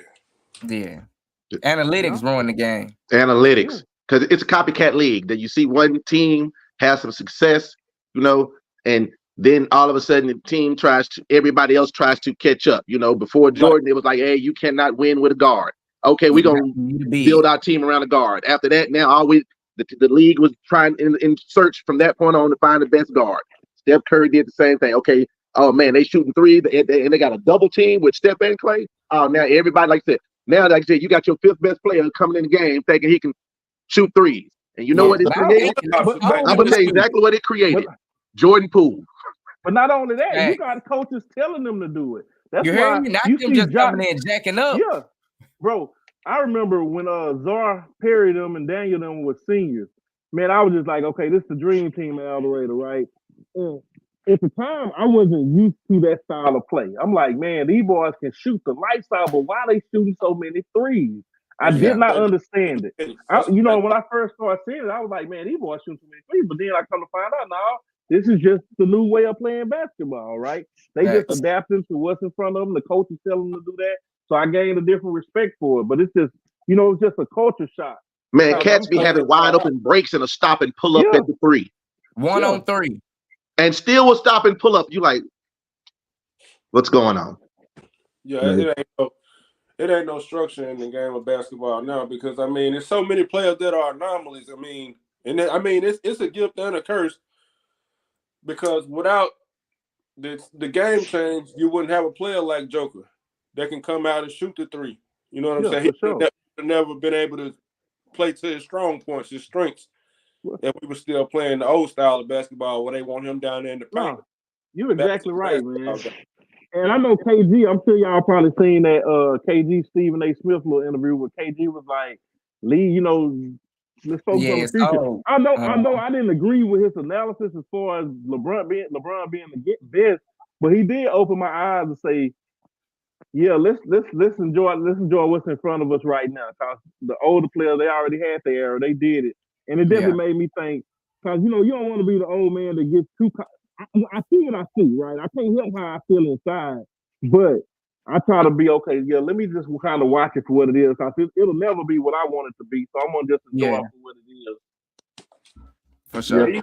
Even LeBron game changed, though. Like, if you watch him now... He shoot a lot of threes. Yeah, he shoot a lot of threes, and every three that he shoot is a step back. Yep. So and LeBron, man, I think he would be even better if he just went in and tried to score. But anyway, man, he made his living off transition, like getting the ball in transition. Go ahead. It's my boy Chop, man, got on me. I said to go to the comments. My boy Chop got on me and Morris, man, about not acknowledging Allen Iverson, man. Like. I didn't mean to overlook AI like that. I think I was just going off a whole team basis of what I seen as far as team play. Like I said, Allen Iverson had one of the best runs ever in that 2000 era, in that 2000 to 2010. Hey, let me tell you what you do. I'm not overlooking him. I can throw Milwaukee Bucks, Ray Allen, and McGrady. I mean, you tell Chop whenever he ready to come on and say them names himself. Don't tell you who to say. Tell Chop to tell us to send them an debate his own names. Yeah, tell him to debate for itself. We welcome anybody. I ain't real big on Allen. Reason why I just say Allen Iverson because I ain't real big. Chop, I hope you heard that. Yeah. I don't know. I don't know who wouldn't be big on Allen Iverson, but Yeah, I'm man. But I mean, just AI better than Chris Middleton. For sure. Ain't no way, Dre. You crazy. Yeah, he crazy. Middleton, but Chris Middleton, Reggie Miller ain't. Say back to that. Hey, long as you ain't disrespect that. I ain't even gonna go there. I'm gonna let him have that. Well, anyway, man, look, we right at 2 hours, man. Right at 2 hours tonight. This was definitely another great show. Yeah, Chop, I'm glad you caught that. You make sure you get on with us. Let us know when you got a free evening you want to get on, man. We go every day at 6. So, man, hey, y'all fellas, another great show, man. We went 2 hours tonight. I think this is the longest show so far. But when it's going good, man, you just can't pull up. Well, man, I definitely appreciate y'all, man. Before we jump off, y'all got any last words? Anything y'all want to leave with the people? I ain't got nothing. Hey man, enjoy the games. That's all I tell the people. Enjoy the Enjoy the games. games, Oh, man. Appreciate Well, y'all, man. Hey, appreciate I'm everybody. gonna go catch this Duke in Hey, Arkansas. appreciate yeah. everybody tuning in, man. Like always, man. The Oh, comment yeah. section, man, is getting big, man. Hey, tune in, man. Tap in. We love y'all comments, man. Love seeing stuff down there, man. We try to, Absolutely. put y'all out there. So, keep watching, man. Hey, we here for y'all, man. Y'all giving us the opportunity. Y'all putting us on the platform, listening to us, man. So go subscribe, share, man. Keep plugging us, man. We gonna keep giving y'all the sports knowledge. So Absolutely. That's it, man. And with that being said, Back and Forth Sports, where we really keep it real on all things sports. See y'all tomorrow.